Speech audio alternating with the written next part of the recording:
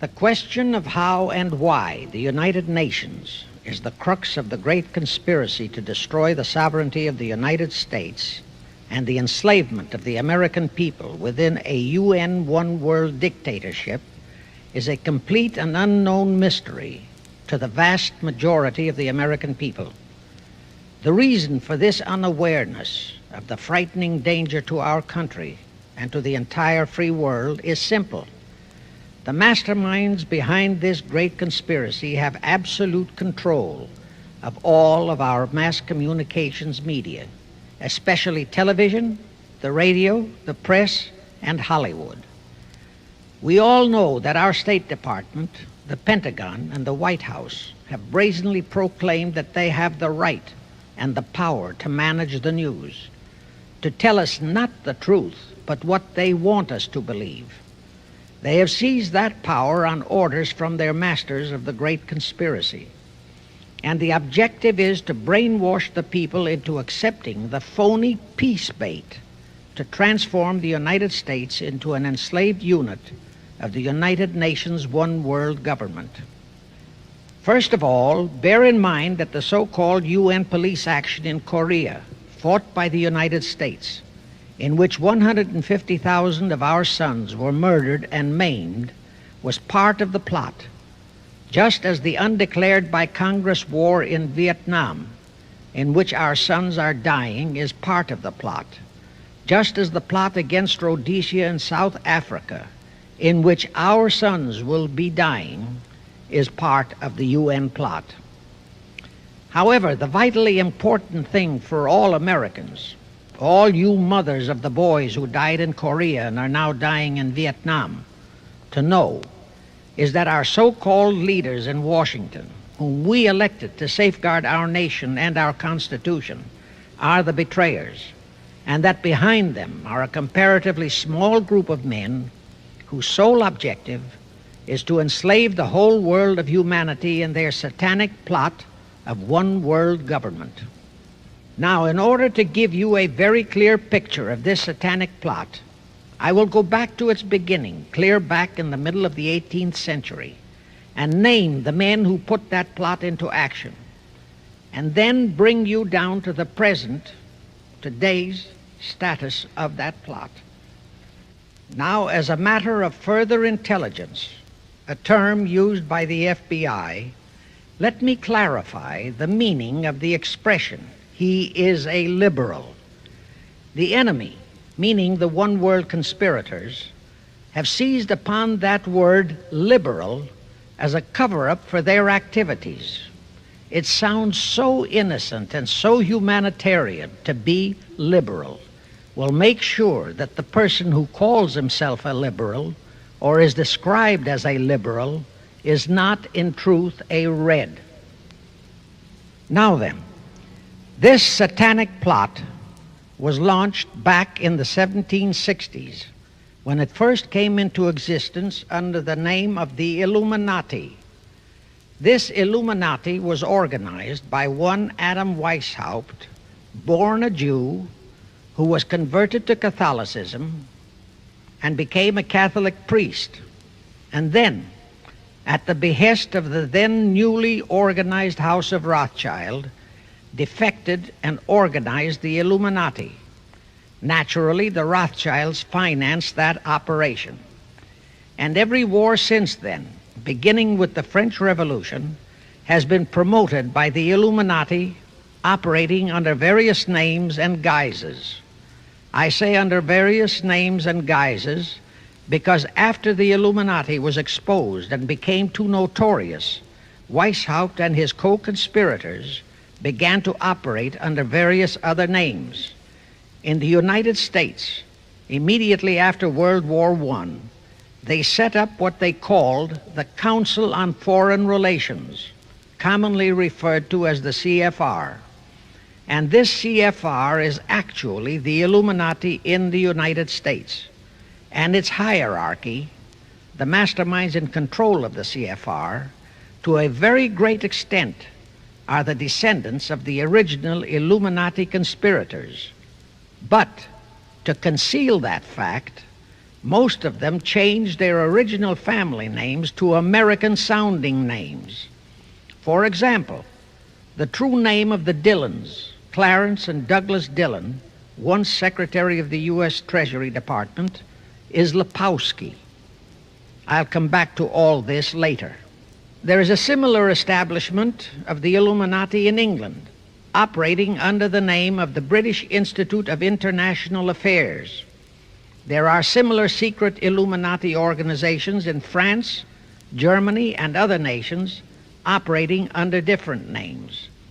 And all these organizations, including the CFR, continuously set up numerous subsidiary or front organizations that are infiltrated into every phase of the various nations' affairs.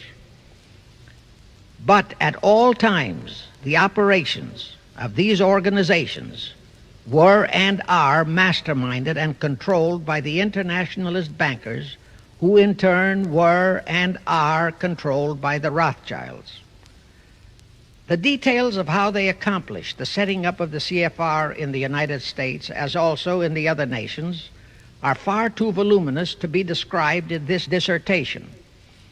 But you can find it complete in News Bulletin number 122, entitled UN is Spawn of the Illuminati, and News Bulletin number 123, entitled CFR Completely Unmasked as Illuminati.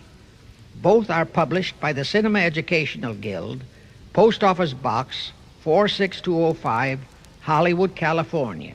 You can get them for 50 cents per copy by writing to that address. Those news bulletins reveal the names of the original founders of the Illuminati and the Americanized names of their descendants in the present CFR.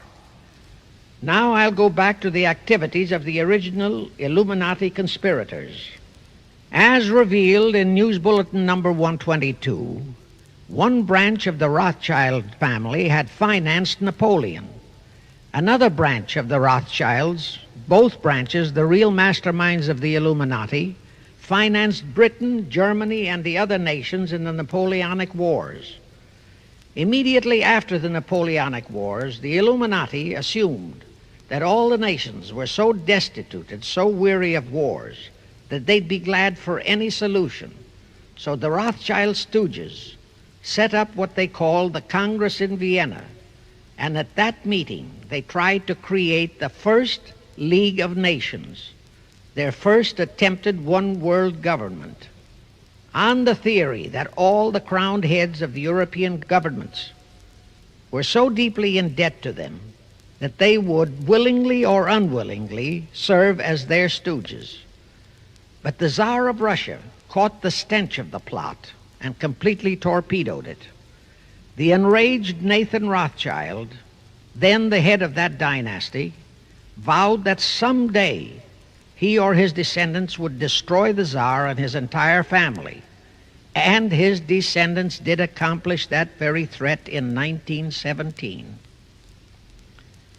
At this point, bear in mind that the Illuminati was not set up to operate on a short-range basis.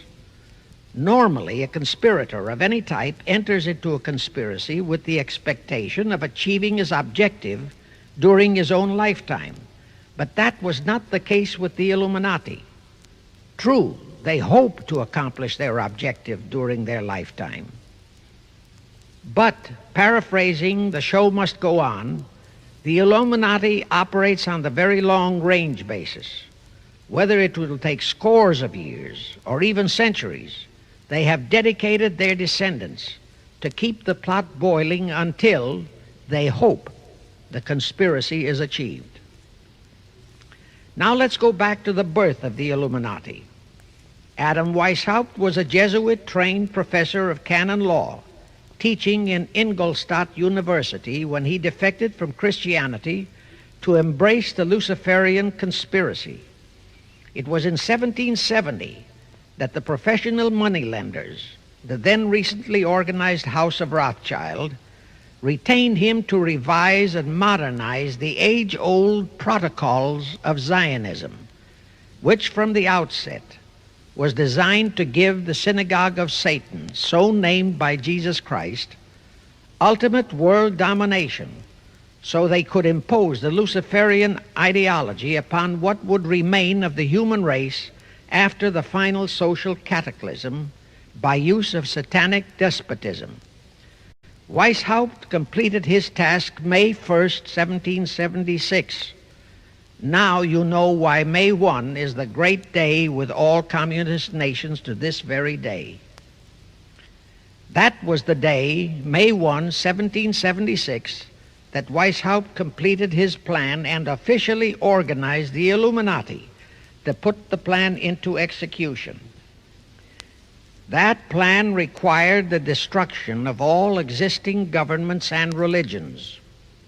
That objective was to be reached by dividing the masses of people whom he, Weishaupt, termed Goyim, or human cattle, into opposing camps in ever-increasing numbers on political, social, economic, and other issues, the very conditions we have in our country today.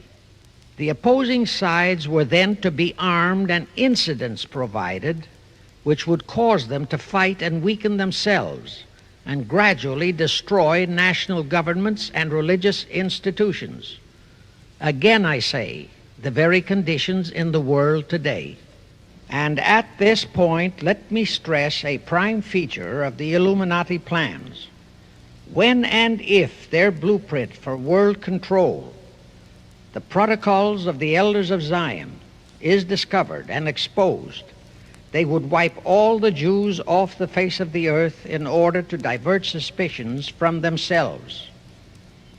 If you think this is far-fetched, bear in mind that they permitted Hitler, a liberal socialist himself, who was financed by Krupp, Kennedy, the Warburgs, and the Rothschilds, to incinerate 600,000 Jews.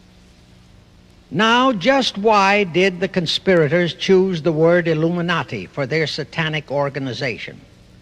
Weishaupt himself said that the word is derived from Lucifer and means holders of the light, using the lie that his objective was to bring about a one-world government to enable those with mental ability to govern the world and prevent all wars in the future. In short, using the word peace on earth as his bait, exactly as that same bait, peace, was used by the 1945 conspirators to foist the United Nations on us. Weishaupt, financed, I repeat, by the Rothschilds, recruited some 2,000 paid followers. These included the most intelligent men in the fields of arts and letters, education, the sciences, finance, and industry. He then established lodges of the Grand Orient, Masonic lodges, to be their secret headquarters. And I again repeat that in all of this he was acting under orders from the House of Rothschild. The main features of the Weishaupt plan of operation required his Illuminati to do the following things to help them to accomplish their purpose. Number one, use monetary and sex bribery to obtain control of men already in high places in the various levels of all governments and other fields of endeavor.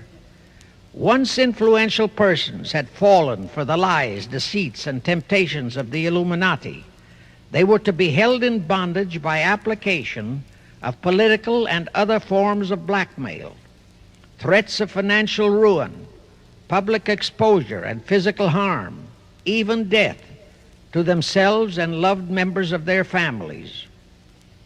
Do you realize how many present top officials in our federal government in Washington are controlled in just that way by the CFR? Do you realize how many homosexuals in our State Department, the Pentagon, all federal agencies, even in the White House, are controlled that way?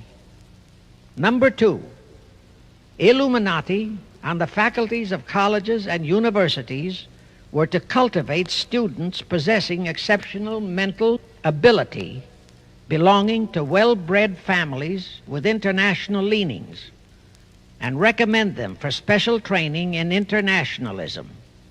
Such training was to be provided by granting scholarships to those selected by the Illuminists. That gives you an idea what a Rhodes Scholarship means. It means indoctrination into accepting the idea that only a one-world government can put an end to recurring wars and strife. That's how the United Nations was sold to the American people. One of the most notable Rhodes Scholars we have in our country is Senator William J. Fulbright, sometimes referred to as Half-Bright. His entire voting record spells Illuminati. All such scholars were to be first persuaded and then convinced that men of special talent and brains have the right to rule those less gifted on the ground that the masses don't know what is best for them physically, mentally, and spiritually. In addition to the Rhodes and similar scholarships, today there are 3 special Illuminati schools located in Gordonstown in Scotland, Salem in Germany, and Anavryta in Greece. These 3 are known ones, but there are others that are kept under cover.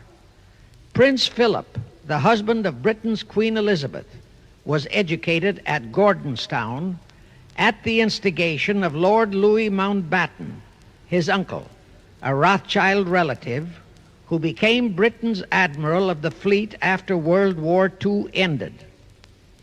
Number 3, all influential people trapped into coming under the control of the Illuminati, plus the students who had been specially educated and trained, were to be used as agents and placed behind the scenes of all governments as experts and specialists, so they would advise the top executives to adopt policies which would, in the long run, serve the secret plans of the Illuminati one-world conspiracy and bring about the destruction of the governments and religions they were elected or appointed to serve.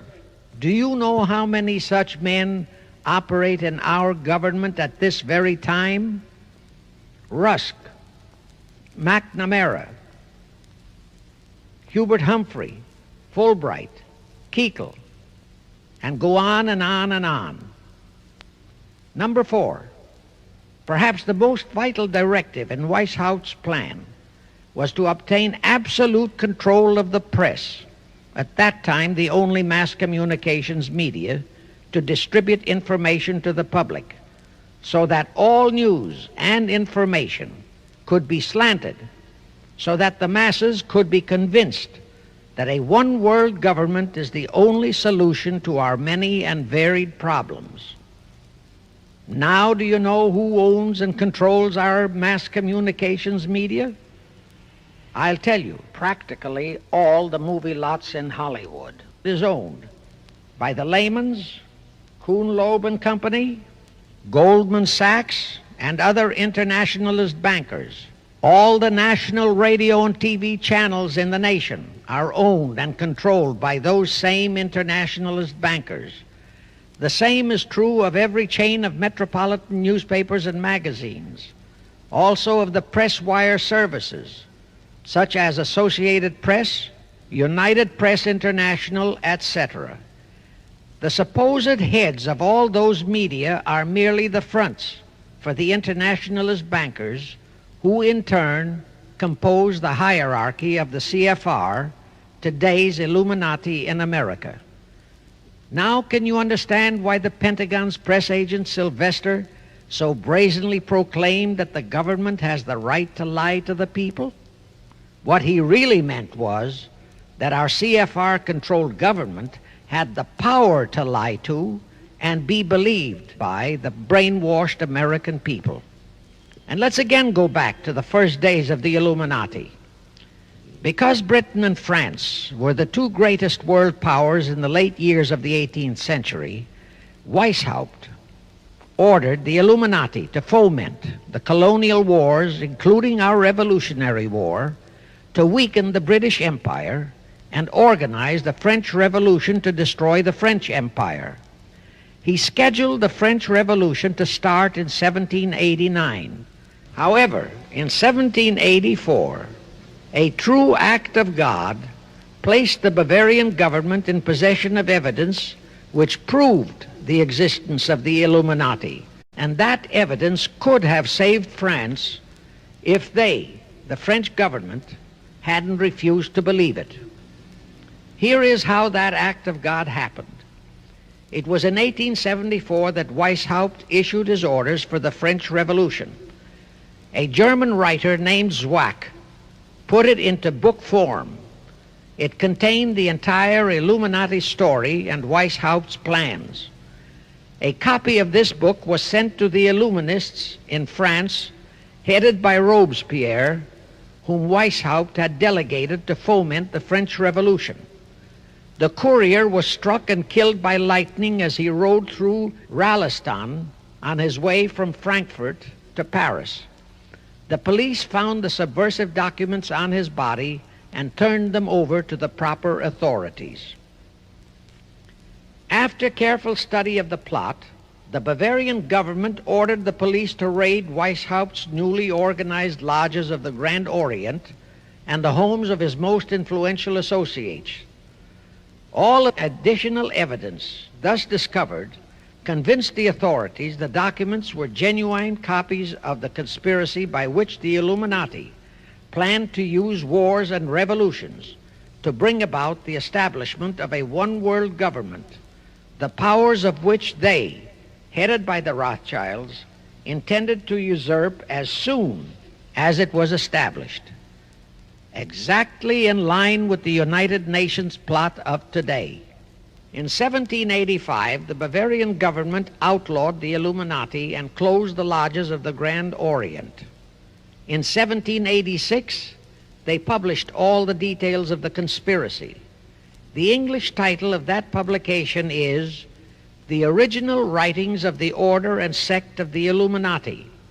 Copies of the entire conspiracy were sent to all the heads of church and state in Europe. But the power of the Illuminati, which was actually the power of the Rothschilds, was so great that this warning was ignored.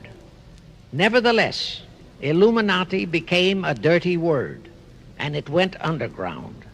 At the same time, Weishaupt ordered Illuminists to infiltrate into the lodges of Blue Masonry and form their own secret societies within all secret societies. Only Masons who proved themselves internationalists and those whose conduct proved they had defected from God were initiated into the Illuminati.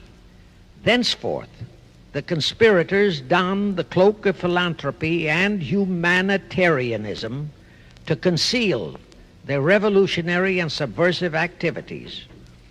In order to infiltrate into Masonic lodges in Britain, Weishaupt invited John Robison over to Europe. Robison was a high-degree Mason in the Scottish Rite. He was a professor of natural philosophy at Edinburgh University and secretary of the Royal Society of Edinburgh. Robison did not fall for the lie that the objective of the Illuminati was to create a benevolent dictatorship, but he kept his reactions to himself so well that he was entrusted with a copy of Weishaupt's revised conspiracy for study and safekeeping. Anyway, because the heads of state and church in France were deluded into ignoring the warnings given them, the revolution broke out in 1789 as scheduled by Weishaupt. In order to alert other governments to their danger, in 1798 Robison published a book entitled Proof of a Conspiracy to Destroy All Governments and Religions. But his warnings were ignored, exactly as our American people have been ignoring all warnings about the United Nations and the Council on Foreign Relations, the CFR. Now here is something that will stun and very likely outrage many who hear this, but there is documentary proof that our own Thomas Jefferson and Alexander Hamilton became students of Weishaupt's. Jefferson was one of Weishaupt's strongest defenders when he was outlawed by his government. And it was Jefferson who infiltrated the Illuminati into the then newly organized lodges of the Scottish Rite in New England. Here is the proof. In 1789, John Robeson warned all Masonic leaders in America that the Illuminati had infiltrated into their lodges. And on July 19, 1789, David Papin, president of Harvard University, issued the same warning to the graduating class and lectured them on the influence Illuminism was acquiring on American politics and religion.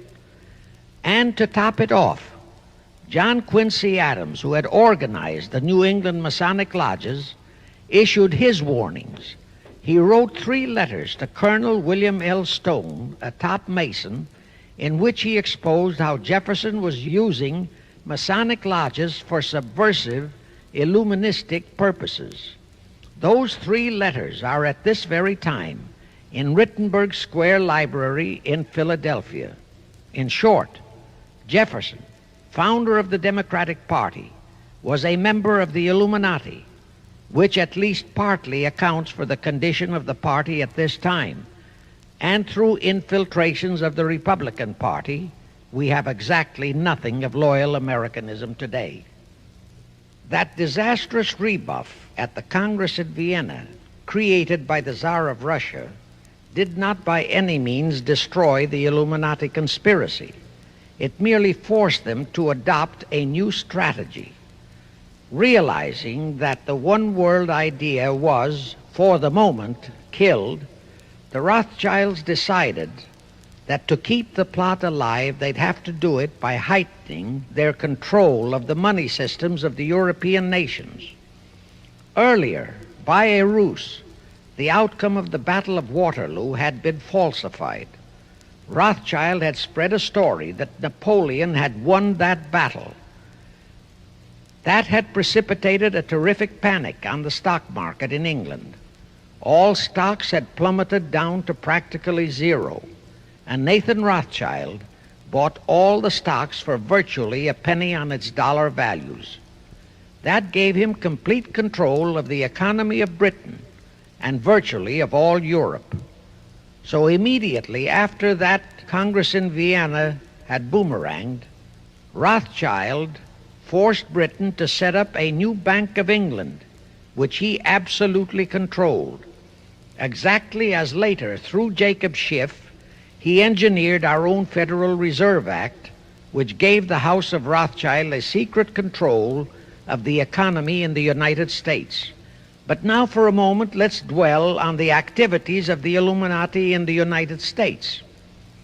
In 1826, one Captain William Morgan decided it was his duty to inform all Masons and the general public what the full truth was regarding the Illuminati, their secret plans and intended objectives, also reveal the identities of the masterminds of the conspiracy. The Illuminati promptly tried Morgan in absentia and convicted him of treason. They ordered one Richard Howard, an English Illuminist, to carry out their sentence of execution as a traitor. Morgan was warned and he tried to escape to Canada, but Howard caught up with him near the border, near the Niagara Gorge to be exact, where he murdered him. This was verified in a sworn statement made in New York by one Avery Allen to the effect that he heard Howard render his report of the execution to a meeting of Knights Templars in St. John's Hall, New York. He also told how arrangements had been made to ship Howard back to England. That Allen affidavit is on record in New York City archives. Very few Masons and very few of the general public know that general disapproval over that incident of murder caused approximately half of all the Masons in the northern jurisdiction of the United States to secede. copies of the minutes of the meeting held to discuss that matter are still in existence in safe hands, and that all that secrecy emphasizes the power of the masterminds of the Illuminati to prevent such terrible events of history from being taught in our schools. In the early 1850s, the Illuminati held a secret meeting in New York, which was addressed by a British Illuminist named Wright. Those in attendance were told that the Illuminati was organizing to unite the nihilist and atheist groups with all other subversive groups into an international to be known as communists. That was when the word communist first came into being, and it was intended to be the supreme weapon and scare word to terrify the whole world and drive the terrorized peoples into the Illuminati one world scheme. This scheme, communism, was to be used to enable the Illuminati to foment future wars and revolutions.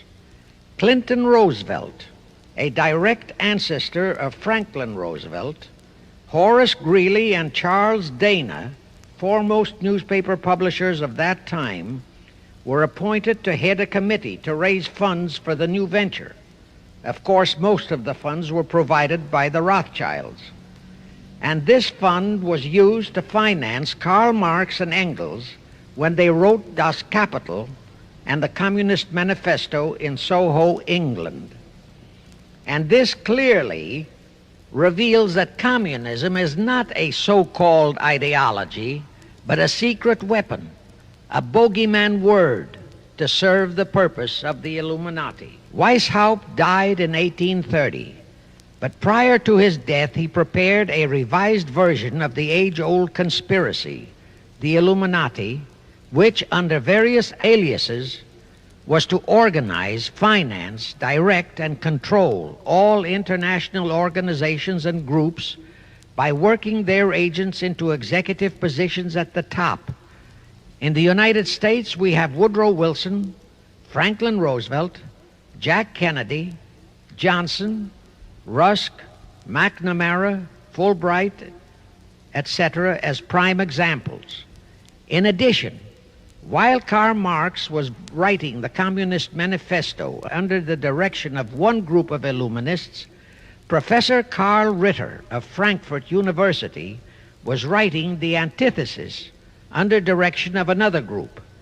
The idea was that those who direct the overall conspiracy could use the differences in those two so-called ideologies to enable them to divide larger and larger members of the human race into opposing camps so that they could be armed and then brainwashed into fighting and destroying each other, and particularly to destroy all political and religious institutions. The work Ritter started was continued after his death and completed by the German so-called philosopher Friedrich Wilhelm Nietzsche, who founded Nietzscheism. This Nietzscheism was later developed into fascism and then into Nazism and was used to foment World Wars I and II. In 1834, the Italian revolutionary leader Giuseppe Mazzini was selected by the Illuminati to direct their revolutionary program throughout the world.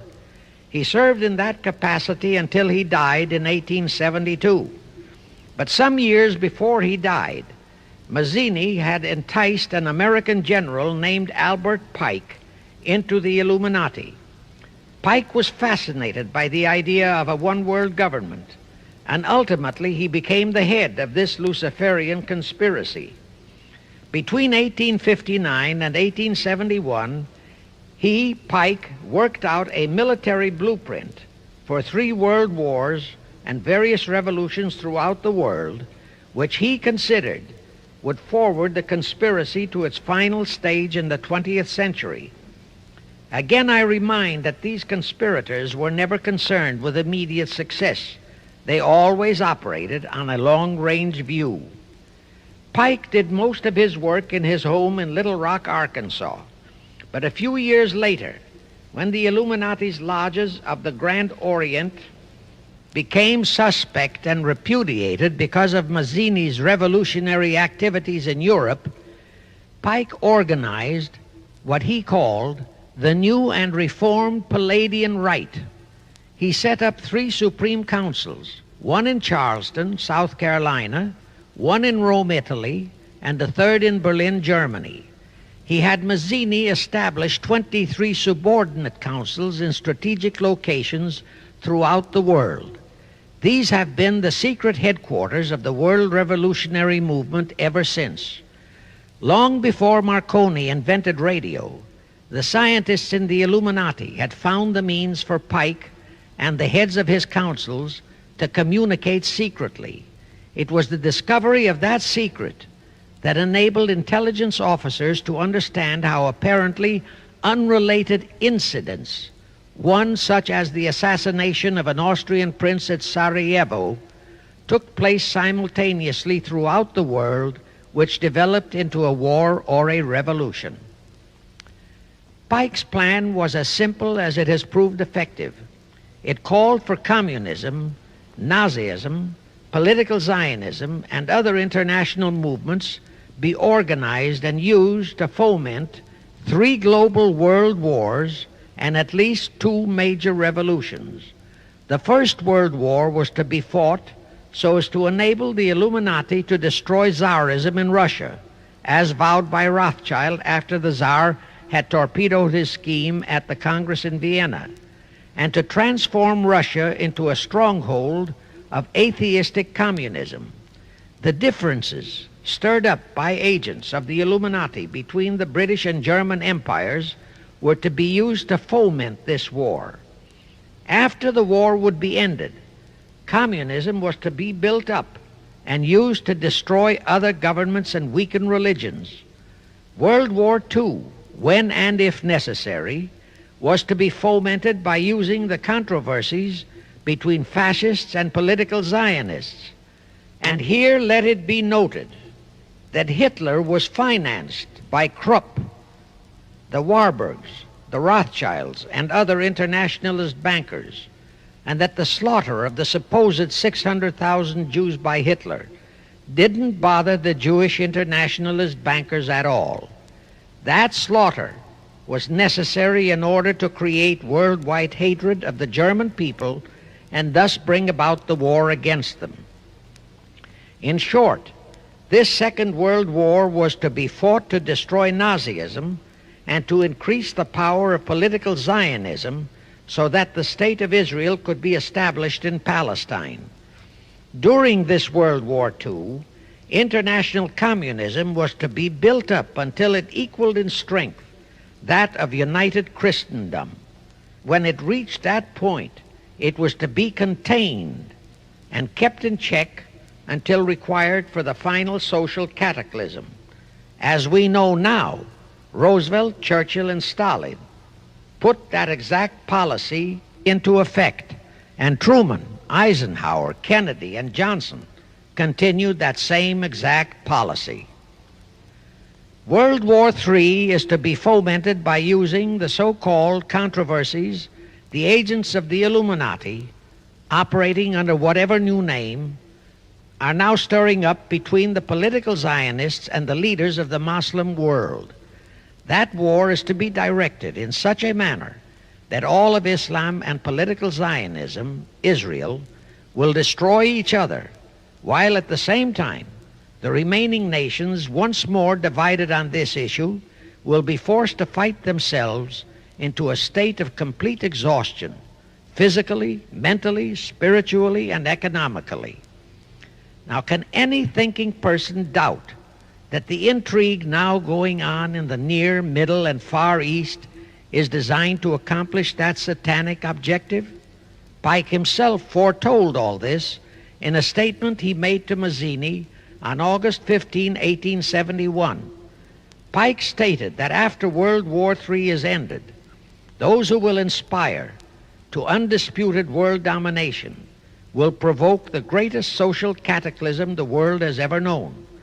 Quoting his own words, taken from the letter he wrote to Mazzini, and which letter is now catalogued in the British Museum in London, England, he said, "We shall unleash the nihilists and the atheists, and we shall provoke a great social cataclysm which in all its horror will show clearly to all nations the effect of absolute atheism, the origin of savagery and of most bloody turmoil.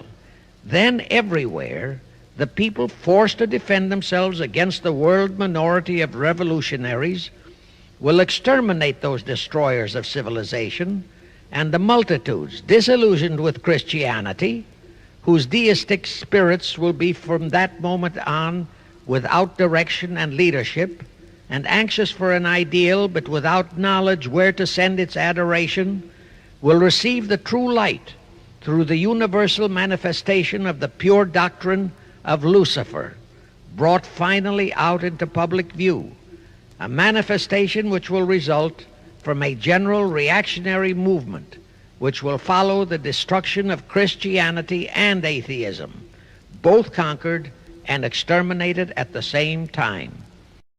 When Mazzini died in 1872, Pike made another Italian revolutionary leader named Adrian Lemmy his successor. Lemmy, in turn, was succeeded by Lenin and Trotsky, then by Stalin. The revolutionary activities of all those men were financed by British, French, German, and American international bankers, all of them dominated by the House of Rothschild.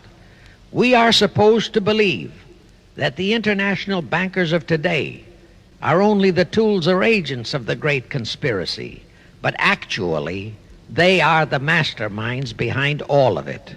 While the general public has been brainwashed by all the mass communications media into believing that communism is a movement of the so-called workers, the actual fact is that both British and American intelligence officers have authentic documentary evidence that international liberals operating through their international banking houses, particularly the House of Rothschild, have financed both sides in every war and revolution since 1776. Those who today comprise the conspiracy, the CFR in the United States, direct our governments, whom they hold in usury through such methods as the Federal Reserve System in America, to fight wars such as Vietnam, created by the United Nations, so as to further Pike's Illuminati plans to bring the world to that stage of the conspiracy when atheistic communism and the whole of Christianity can be forced into an all-out Third World War within each remaining nation, as well as on an international scale. The headquarters of the great conspiracy in the late 1700s was in Frankfurt, Germany, where the House of Rothschild had been established by Mayer Anschelm, who adopted the Rothschild name and linked together other international financiers who had literally sold their souls to the devil. After the Bavarian government's exposure in 1786, the conspirators moved their headquarters to Switzerland, then to London. Since World War II, after Jacob Schiff, the Rothschild's boy in America, died, the headquarters of the American branch has been in the Harold Pratt Building, New York, and the Rockefellers, originally protégés of Schiff, have taken over the manipulation of finances in America for the Illuminati. In the final phases of the conspiracy, the one world government will consist of the king dictator, head of the United Nations, the CFR, and a few billionaires, economists, and scientists who have proved their devotion to the great conspiracy.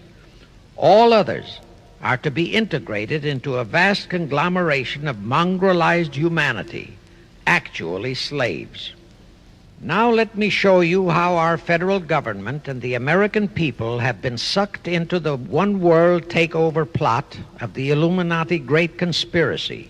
And always bear in mind that the United Nations was created to become the housing for that one world so-called liberal conspiracy.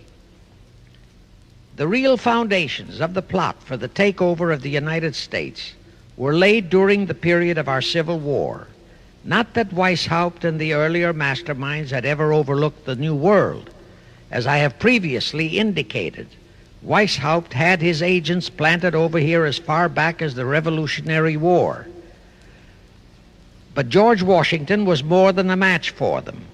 It was during the Civil War that the conspirators launched their first concrete efforts. We know that Judah Benjamin, chief advisor of Jefferson Davis, was a Rothschild agent. We also know that there were Rothschild agents planted in Abraham Lincoln's cabinet who tried to sell him into a financial dealing with the House of Rothschild. But old Abe saw through the scheme and bluntly rejected it, thereby incurring the undying enmity of the Rothschilds, exactly as the Russian Tsar did when he torpedoed their first League of Nations at the Congress in Vienna. Investigation of the assassination of Lincoln revealed that the assassin, Booth, was a member of a secret conspiratorial group. Because there were a number of highly important government officials involved, the name of the group was never revealed, and it became a mystery, exactly as the assassination of Jack Kennedy still is a mystery. But I am sure it will not for long remain a mystery.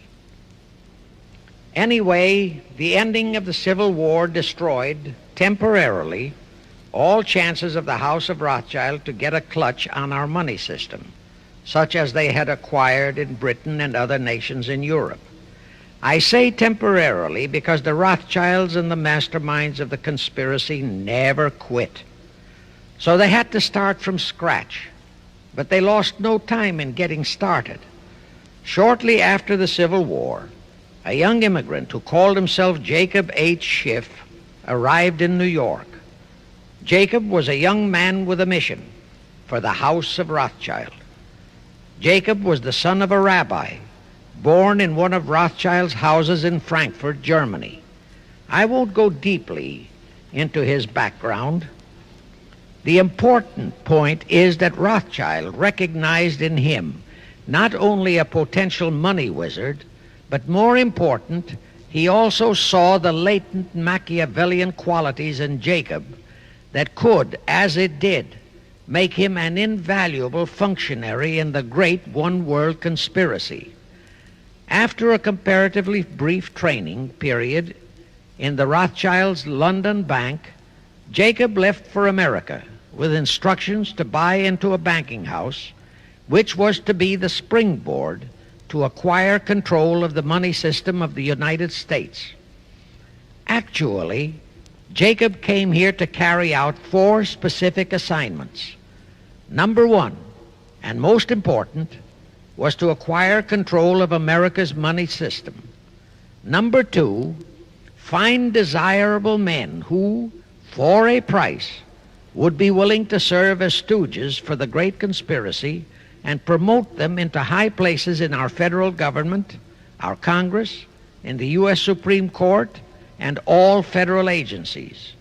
Number 3, create minority group strife throughout the nations, particularly between whites and blacks. Number 4, create a movement to destroy religion in the United States, but Christianity to be the chief target. Earlier, I stated that Jacob Schiff came to America with orders by Rothschild to carry out 4 specific directives. The first and most important one was to get control of the United States money system. Let's trace Schiff's step to accomplish that directive. As a first step, he had to buy into a banking house, but it had to be the kind of a house that he could absolutely control and mold for that primary objective of entrapping our U.S. money system. After carefully scouting around, Jacob bought a partnership in a firm that called itself Kuhn and Loeb. Like Schiff, Kuhn and Loeb were immigrants from German Jewish ghettos. They came to the United States in the mid-1840s. Both started their business careers as itinerant pack peddlers. In the early 1850s, they pooled their interests and set up a merchandising store in Lafayette, Indiana, under the firm name of Kuhn and Loeb, servicing the covered wagon settlers on their way west. In the years that followed, they set up similar stores in Cincinnati and St. Louis. Then they added pawnbroking to their merchandising pursuits. From that to money lending was a short and quick step. By the time Schiff arrived on the scene, Kuhn and Loeb was a well-known private banking firm, and this is the firm Jacob bought into. Shortly after he became a partner in Kuhn and Loeb, Schiff married Loeb's daughter, Teresa. Then he bought out Kuhn's interests and moved the firm to New York, and Kuhn and Loeb became Kuhn, Loeb and Company, international bankers, with Jacob Schiff, agent of the Rothschilds, ostensibly the sole owner. And throughout his career, this blend of Judas and Machiavelli, the first hierarch of the Illuminati, great conspiracy in America, posed as a generous philanthropist and a man of great holiness, the cover-up policy set forth by the Illuminati. As I have stated, the first great step of the conspiracy was to be the entrapment of our money system. To achieve that objective, Schiff had to get full cooperation of the then big banker elements in America, and that was easier said than done. Even in those years, Wall Street was the heart of the American money mart, and J.P. Morgan was its dictator. Next in line were the Drexels and the Biddles in Philadelphia. All the other financiers, big and little, danced to the music of those three houses, but particularly to that of Morgan. All of those three were proud, haughty, arrogant potentates. For the first few years, they viewed the little bewhiskered man from the German ghettos with utter contempt. But Jacob knew how to overcome that. He threw a few Rothschild bones to them, said bones being distribution in America of desirable European stock and bond issues. Then he discovered he had a still more potent weapon in his hands in the following. It was in the decades following our Civil War that our industries began to burgeon. We had great railroads to build. The oil, mining, steel, textile industries were bursting out of their swaddling clothes. All that called for vast financing. Much of that financing had to come from abroad. That meant the House of Rothschild. And that was when Schiff came into his own. He played a very crafty game. He became the patron saint of John D. Rockefeller, Edward R. Harriman, and Andrew Carnegie. He financed the Standard Oil Company for Rocky, the railroad empire for Harriman, and the steel empire for Carnegie. But instead of hogging all the other industries for Kuhn, Loeb and Company, he opened the doors of the House of Rothschild to Morgan, Biddle, and Drexel. In turn, Rothschild arranged the setting up of London, Paris, European, and other branches for those three, but always in partnerships with Rothschild subordinates. And Rothschild made it very clear to all those men that Schiff was to be the boss in New York. Thus, at the turn of the century, Schiff had a tight control of the entire banking fraternity on Wall Street, which by then, with Schiff's help, included Lehman Brothers, Goldman Sachs, and other internationalist banks, headed by men chosen by the Rothschilds.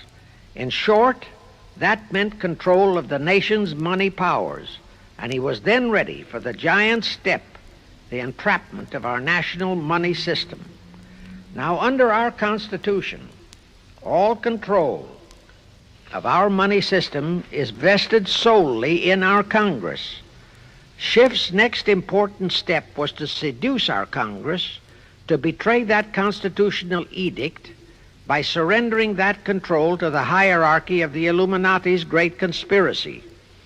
In order to legalize that surrender and thus make the people powerless to resist it, it would be necessary to have Congress enact special legislation.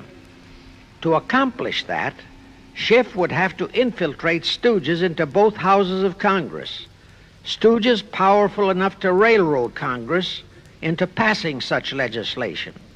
Equally, or even more important, he would have to plant a stooge in the White House, a president without integrity and without scruples, who would sign that legislation into law. To accomplish that, he had to get control of either the Republican or the Democratic Party. The Democratic Party was the more vulnerable. It was the hungrier of the two parties. Except for Grover Cleveland, the Democrats had been unable to land one of their men in the White House since before the Civil War. There were two reasons for that. Number one, poverty of the party. Number two, there were considerably more Republican-minded voters than Democrats. The poverty matter was not a great problem, but the voter problem was a different story. But as I previously said, Schiff was a smart cookie. Here is the atrocious and murderous method he employed to solve that voter problem. His solution emphasizes how very little the Jewish internationalist bankers care about their own racial brethren, as you shall see. Suddenly, around 1890, there broke out a nationwide series of pogroms in Russia. Many, many thousands of innocent Jews, men, women, and children, were slaughtered by the Cossacks and other peasants. Similar pogroms with similar slaughter of innocent Jews broke out in Poland, Romania, and Bulgaria. All those pogroms were fomented by Rothschild agents.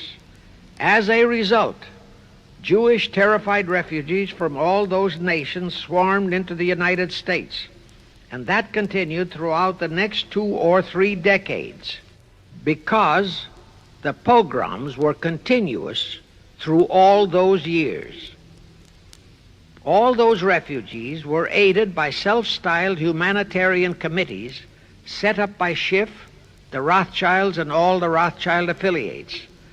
In the main, the refugees streamed into New York, but the Schiff-Rothschild humanitarian committees found ways to shuffle many of them into other large cities, such as Chicago, Boston, Philadelphia, Detroit, Los Angeles, etc. All of them were quickly transformed into naturalized citizens and educated to register as Democrats. Thus, all of that so-called minority group became solid Democratic voter blocs in their communities, all controlled and maneuvered by their so-called benefactors. And shortly after the turn of the century, they became vital factors in the political life of our nation. That was one of the methods Schiff employed to plant men like Nelson Aldrich in our Senate and Woodrow Wilson in the White House. At this point, let me remind you of another of the important jobs that was assigned to Schiff when he was dispatched to America. I refer to the job of destroying the unity of the American people by creating minority group and racial strife. By the pogrom-driven Jewish refugees into America, Schiff was creating one ready-made minority group for that purpose. But the Jewish people as a whole, made fearful by the pogroms, could not be depended upon to create the violence necessary to destroy the unity of the American people. But right within America, there was an already made-to-order, although as yet a sleeping minority group, the Negroes, who could be sparked into so-called demonstrations, rioting, looting, murder, and every other type of lawlessness. All that was necessary was to incite and arouse them. Together, those two minority groups, properly maneuvered, could be used to create exactly the kind of strife in America the Illuminati would need to accomplish their objective. Thus, at the same time that Schiff and his co-conspirators were laying their plans for the entrapment of our money system, they were also perfecting plans to hit the unsuspecting American people with an explosive and terrifying racial upheaval that would tear the people into hate fractions and create chaos throughout the nation, especially on all college and university campuses, all protected by Earl Warren decisions and our so-called leaders in Washington. Of course, perfecting those plans required time and infinitely patient organizing. Now, to remove all doubts, I'll take a few moments to give you documentary proof of this racial strife plot. First of all, they had to create leaderships and organizations to draw in millions of dupes, both Jewish and Negroes, who would do the demonstrating and commit the rioting, looting, and lawlessness. So in 1909, Schiff, the Layman's, and other conspirators organized and set up the National Association for the Advancement of the Colored People, known as the NAACP. The presidents, directors, and legal counsels of the NAACP were always white men, Jews appointed by Schiff. And this is the case to this very day. Then, in 1913, the Schiff Group organized the Anti-Defamation League of the B'nai B'rith, commonly known as the ADL, to serve as the Gestapo and hatchet man outfit for the entire great conspiracy. Today, this sinister ADL maintains over 2,000 agencies in all parts of the country, and they advise and completely control every action of the NAACP, CORE, of the Urban League, of all the other so-called Negro civil rights organizations throughout the nation, including such leaders as Martin Lucifer King, Stokely Carmichael, Bayard Rustin, and others of that ilk. In addition, the ADL acquired absolute control of the advertising budgets of many department stores, hotel chains, and TV and radio industrialist sponsors, also advertising agencies, in order to control practically all the mass communications media and force every loyal newspaper to slant and falsify the news, and to further incite and at the same time create sympathy for the lawlessness and violence of the Negro mobs. Here is documentary proof of the beginning of their deliberate plot to foment the Negroes into all their lawlessness. Around 1910, one Israel Zangwill wrote a play entitled The Melting Pot. It was sheer propaganda to incite the Negroes and Jews, because the play purportedly visualized how the American people were discriminating against and persecuting Jews and Negroes. At that time, nobody seemed to realize that it was a propaganda play. It was that cleverly written. The propaganda was well wrapped up in the truly great entertainment in the play, and it was a big Broadway hit. Now, in those years, the legendary Diamond Jim Brady used to throw a banquet at the famous Delmonico restaurant in New York after the opening performance of a popular play. He threw such a party for the cast of The Melting Pot, its author, producer, and chosen Broadway celebrities. By then, I'd already made a personal mark on the Broadway theater and was invited to that party. There I met George Bernard Shaw and a Jewish writer named Israel Cohen. Zangwill, Shaw, and Cohen were the triumvirate who created the Fabian Society in England, and had worked closely with a Frankfurt Jew named Mordecai, who had changed his name to Karl Marx. But remember, at that time, both Marxism and communism were just emerging, and nobody paid much attention to either, and nobody suspected the propaganda in the writings of those three really brilliant writers. At that banquet, Israel Cohen told me he was then engaged in writing a book which was to be a follow-up on Zangwill's The Melting Pot. The title of his book was to be A Racial Program for the 20th Century. At that time, I was completely absorbed by my work as a playwright, and significant as that title was, its real objective never dawned on me, nor was I interested in reading the book.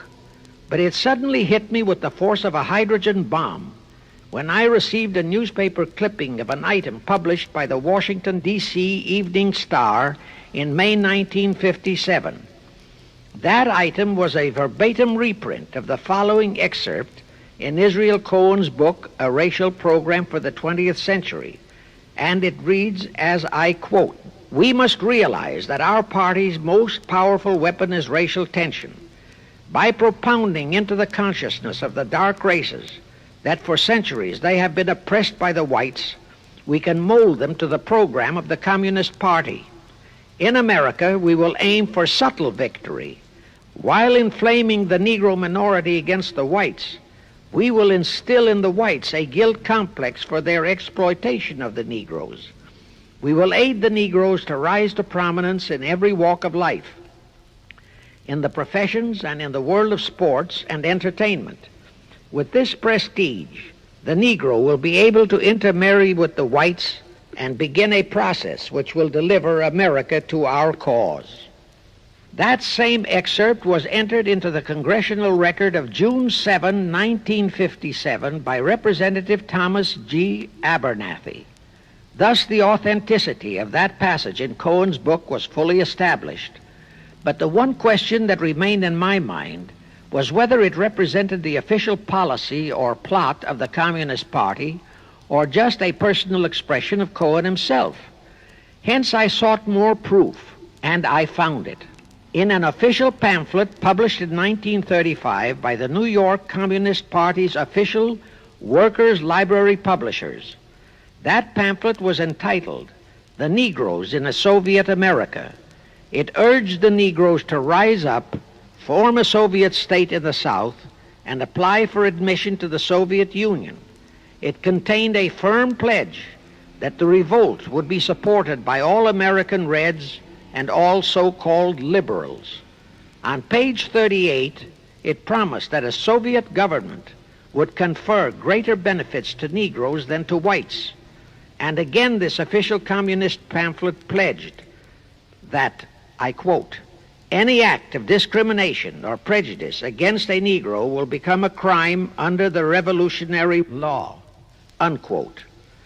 That statement proved that the excerpt in Israel Cohen's book, published in 1913, was an official edict of the Communist Party and directly in line with the Iilluminati blueprint for world revolution issued by Weishaupt and later by Albert Pike. Now there's only one question, and that is to prove that the communist regime is directly controlled by the American Jacob Schiff and London Rothschild masterminds of the Great Conspiracy. A little later, I will provide that proof that will remove even a remote doubt that the Communist Party, as we know it, was created by those masterminds, capitalists, if you will note, that Schiff, the Warburgs, and the Rothschilds planned and financed the entire Russian Revolution, also the murder of the Tsar and his family, and that Lenin, Trotsky, and Stalin took their orders directly from Schiff and the other capitalists whom they supposedly are fighting. Now can you see why the vile Earl Warren and his equally vile co-Supreme Court justices issued that infamous and treasonous desegregation decision in 1954? It was to aid and abet the plot of the Illuminati conspirators to create tension and strife between Negroes and whites.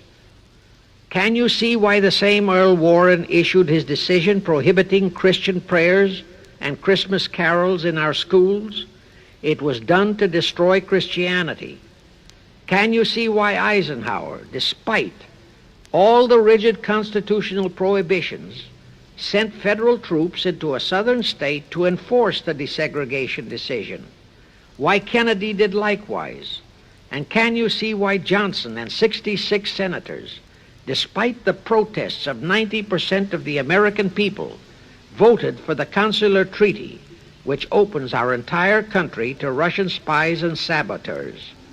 All those 66 senators are 20th century Benedict Arnolds. It is up to you and you, all of the American people, to force Congress, our elected servants, to haul in those American traitors for impeachments, and that when proven guilty, they all be given the punishment prescribed for traitors who aid and abet our enemies. And that includes the forcing of rigid investigations by Congress of the CFR and all their fronts, such as the ADL, the NAACP, SNCC, and such Illuminati tools as Martin Lucifer King. Such investigations will completely unmask all the leaders in Washington and the Illuminati and all their affiliations and affiliates as traitors carrying out the Illuminati plot. It will completely unmask the United Nations as the intended crux of the entire plot and force Congress to take the U.S. out of the UN and hurl the UN out of the U.S. In fact, it will destroy the UN and the entire plot. Before I close this phase, I wish to reiterate and stress one vital point, which I urge you to never forget if you wish to save our country for your children and their children. Here is the point. Every unconstitutional and unlawful act committed by Woodrow Wilson, by Franklin Roosevelt, by Truman, Eisenhower, and Kennedy, and are now being committed by Johnson, is exactly in line with the Illuminati conspirators' centuries-old plot outlined by Weishaupt and Albert Pike. Every vicious decision issued by the traitorous Earl Warren and his equally traitorous Supreme Court justices was directly in line with what the Illuminati blueprint required. That all the treason committed by our State Department under Rusk and earlier by John Foster Dulles and Marshall, also all the treason committed by McNamara and his predecessors, is directly in line with that same Illuminati blueprint for the takeover of the world. Also the amazing treason by various members of our Congress, especially by the 66 senators who signed for the Consular Treaty, has been committed on orders from the Illuminati. Now I will go back to Jacob Schiff's entrapment of our money system and the treasonous actions that followed. It will also reveal the Schiff-Rothschild control of not only Karl Marx, but of Lenin, Trotsky, and Stalin, who created the revolution in Russia and set up the Communist Party. It was in 1908 that Schiff decided the time had come for his seizure of our money system. His chief lieutenants in that seizure were Colonel Edward Mandel House, whose entire career was that of chief executive and courier for Schiff, as I shall show, Bernard Baruch, and Herbert Lehman. In the fall of that year, they assembled in secret conclave at the Jekyll Island Hunt Club, owned by J.P. Morgan at Jekyll Island, Georgia.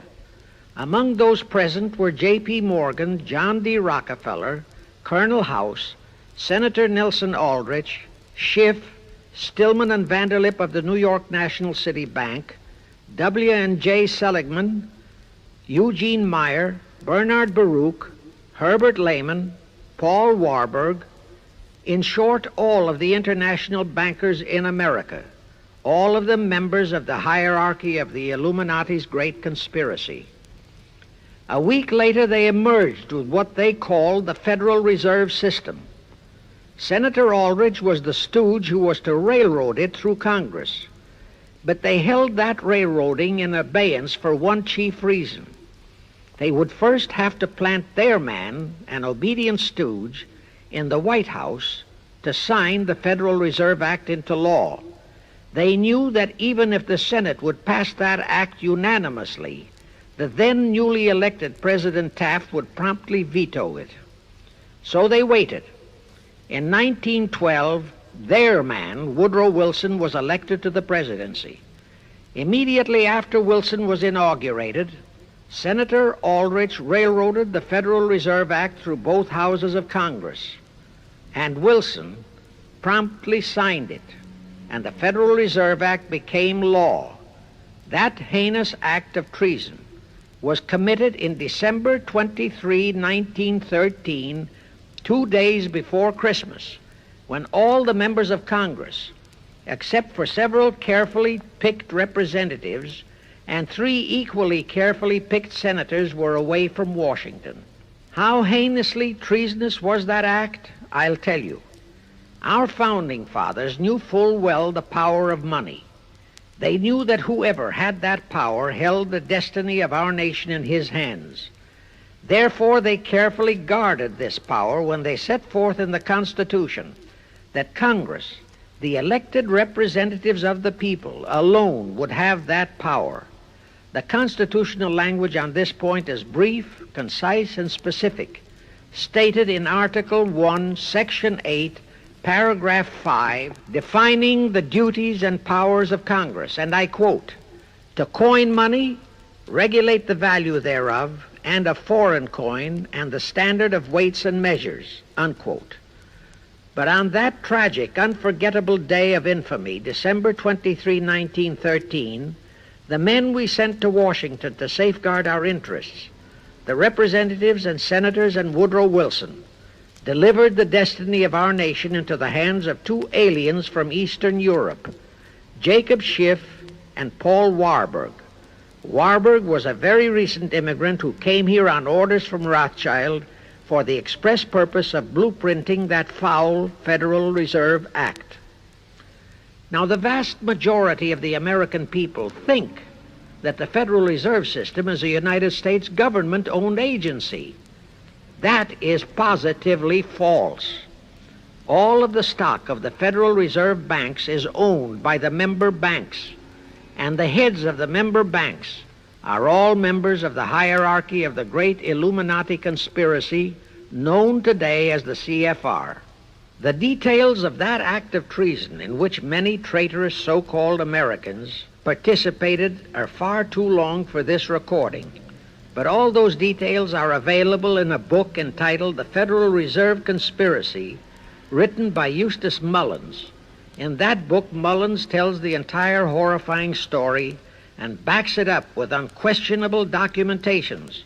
Aside from it being a truly fascinating and shocking story of that great betrayal, every American should read it as a matter of vital intelligence for the time when the whole American people will finally come awake and smash the entire conspiracy. And with God's help, that awakening will surely come.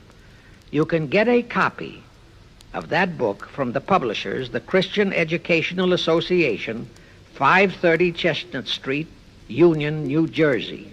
Now, if you think that those aliens and their by accident of birth American co-conspirators would be content with just the control of our money system, you're in for another very sad shock. The Federal Reserve System gave the conspirators complete control of our money system, but it in no way touched the earnings of the people, because the Constitution positively forbids what is now known as the 20% withholding tax. But the Illuminati blueprint for one-world enslavement called for the confiscation of all private property and control of individual earning powers. This, and Karl Marx stressed that feature in his blueprint, had to be accomplished by a progressive graduated income tax. As I stated, such a tax could not lawfully be imposed upon the American people. It is succinctly and expressly forbidden by our Constitution. Thus, only an amendment to the Constitution could give the federal government such confiscatory powers. Well, that too was not an insurmountable problem for our Machiavellian plotters. The same elected leaders in both houses of Congress and the same Mr. Woodrow Wilson, who signed the infamous Federal Reserve Act into law, amended the Constitution to make the federal income tax, known as the 16th Amendment, a law of the land. Both are illegal under our Constitution. In short, the same traitors signed both betrayals, the Federal Reserve Act and the 16th Amendment, into law. However, it seems that nobody ever realized that the 16th Amendment was set up to rob, and I do mean rob, the people of their earnings via the income tax provision. The plotters didn't fully use that provision until World War II, when that great humanitarian, Franklin Roosevelt, applied a 20% withholding tax on all small wage earners and up to 90% on higher incomes. Oh, of course, he faithfully promised that it would be only for the duration of the war. But what was a promise to such a charlatan who in 1940, when he was running for his third term, kept proclaiming, "I say again and again and again, that I will never send American boys to fight on foreign soil. Remember? He was proclaiming that even as he was already preparing to plunge us into World War II by enticing the Japanese into that sneak attack on Pearl Harbor to furnish him with his excuse. And before I forget, let me remind you that another charlatan named Woodrow Wilson used exactly that same campaign slogan in 1916. His slogan was, "Re-elect the man who will keep your sons out of the war." Exactly the same formula, exactly the same promises. But wait, as Al Jolson used to say, you ain't heard nothing yet. That 16th Amendment income tax trap was intended to confiscate, rob, the earnings only of the common herd, you and me. It was not intended to even touch the huge incomes of the Illluminati gang, the Rockefellers, the Carnegies, the Lehmans, and all the other conspirators. So together with that 16th Amendment, they created what they called the tax-free foundations. That would enable the conspirators to transform their huge wealth into such so-called foundations and avoid payment of virtually all income taxes. The excuse for it was that the earnings of those tax-free foundations would be devoted to humanitarian philanthropy. So we now have the several Rockefeller foundations, the Carnegie Endowment Fund, the Ford Foundation, the Mellon Foundation, and hundreds of similar tax-free foundations. And what kind of philanthropy do these foundations support? Well, they finance all the civil rights groups that are creating all the chaos and rioting all over the country. They finance the Martin Lucifer Kings. The Ford Foundation finances the Center for the Study of Democratic Institutions in Santa Barbara, commonly referred to as Moscow West, and which is headed by Wonderboy Hutchins, Walter Reuther, Irwin Canham, and others of that ilk. In short, the tax-free foundation financed those who are doing the job for the Illuminati Great Conspiracy. And what are the hundreds of billions of dollars they confiscate every year from the earnings of the common herd, you and me, used for?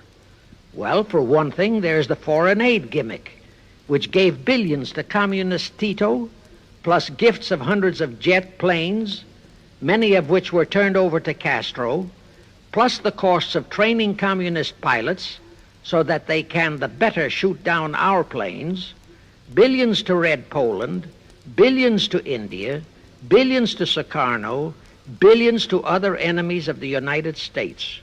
That's what that treasonously railroaded 16th Amendment has done to our nation, to the American people, to you and to me, to your children and their children. Our CFR Illuminati-controlled federal government can grant tax-free status to all foundations and pro-red one-world outfits, such as the Fund for the Republic. But if you, or a patriotic pro-organization, is too outspokenly pro-American, they can terrify and intimidate you by finding a misplaced comma in your income tax report and by threatening you with penalties, fines, and even prison. Future historians will wonder how the American people could have been so naive and stupid as to have permitted such audaciously brazen acts of treason as the Federal Reserve Act and the 16th Amendment. Well, they were not naive and they were not stupid. The answer is they trusted the men they elected to safeguard our country and our people, and they just didn't have even an inkling about either betrayal until after each one had been accomplished. It was the Illuminati-controlled mass communications media that kept and is keeping our people naive and stupid and unaware of the treason being committed. Now the great question is, when will the people wake up and do to our traitors of today what George Washington and our founding fathers would have done to Benedict Arnold? Actually, Benedict Arnold was a petty traitor compared to our present traitors in Washington. Now let's go back to the events that followed the rape of our Constitution by the passage of the Federal Reserve Act of the 16th Amendment. With Wilson completely under their control, the masterminds of the great conspiracy put in motion their next and what they hoped would be their final steps to achieve their one-world government. The first of those steps was to be World War I. Why war? Simple. The only excuse for a one-world government is that it will supposedly ensure peace. The only thing that can make people cry for peace is war. War brings chaos, destruction, exhaustion, to winner as well as to loser. It brings economic ruin to both. Most important, it destroys the flower of the young manhood of both. To the saddened and heartbroken oldsters, the mothers and fathers, who are left with nothing but memories of their beloved sons, peace becomes worth any price. And that is the emotion upon which the conspirators depend for the success of their satanic plot. Throughout the 19th century, from 1814 to 1914, the world as a whole was at peace. Such wars as the Franco-Prussian, our own Civil War, the Russo-Japanese War, were what might be termed local disturbances that did not affect the rest of the world. All the great nations were prosperous, the peoples staunchly nationalistic and fiercely proud of their sovereignties. It was utterly unthinkable that the French and the German peoples would be willing to live under a one-world government, or the Turks and the Russians, or the Chinese and the Japanese. Even more unthinkable that a Kaiser Wilhelm, or a Franz Joseph, or a Tsar Nicholas, or any monarch would willingly and meekly surrender his throne to a one-world government. But bear in mind that the peoples in all nations are the real power, and only one thing, war, could make the peoples yearn and clamor for a peace-ensuring one-world government. But it would have to be a frightful and horribly devastating war. It could not be just a local disturbing war between just two nations. It would have to be a world war. No major nation must be left untouched by the horrors and devastation of such a war. The cry for peace must be made universal. Actually, that was the format set by the Illluminati and Nathan Rothschild at the turn of the 19th century. They first maneuvered all of Europe into the Napoleonic Wars. Then the Congress in Vienna, which they, and particularly Rothschild, planned to transform into a League of Nations, which was to have been the housing for their one-world government, exactly as the present United Nations was set up to be the housing for the forthcoming, God forbid, one-world government. Anyway, that was the format the House of Rothschild and Jacob Schiff decided to employ to achieve their objective in 1914. Of course, they knew that that same format had failed in 1814, but they theorized that was only because the Tsar of Russia had torpedoed that scheme. Well, the present 1914 conspirators would eliminate that 1814 fly in the ointment. They'd make sure that after the New World War, they were conspiring there'd be no Tsar of Russia around to throw monkey wrenches into the machinery. I won't go into how they accomplished this first step to launch a world war. History records that World War I was precipitated by a trivial incident, the kind of incident both Weishaupt and Albert Pike had incorporated in their blueprints. That incident was the assassination of an Austrian archduke, arranged by the Illuminati masterminds. The war followed. It involved Germany, Austria-Hungary, and their allies, so-called the Axis powers, against France, Britain, and Russia, called the Allies. Only the United States was not involved during the first 2 years. By 1917, the conspirators had achieved their primary objective. All of Europe was in a state of destitution. All the peoples were war-weary and crying for peace. And the outcome, too, was all set. It was to come as soon as the United States would be hurled in on the side of the Allies. And that was all set to happen immediately after Wilson's re-election. After that, there could be only one outcome: complete victory for the Allies.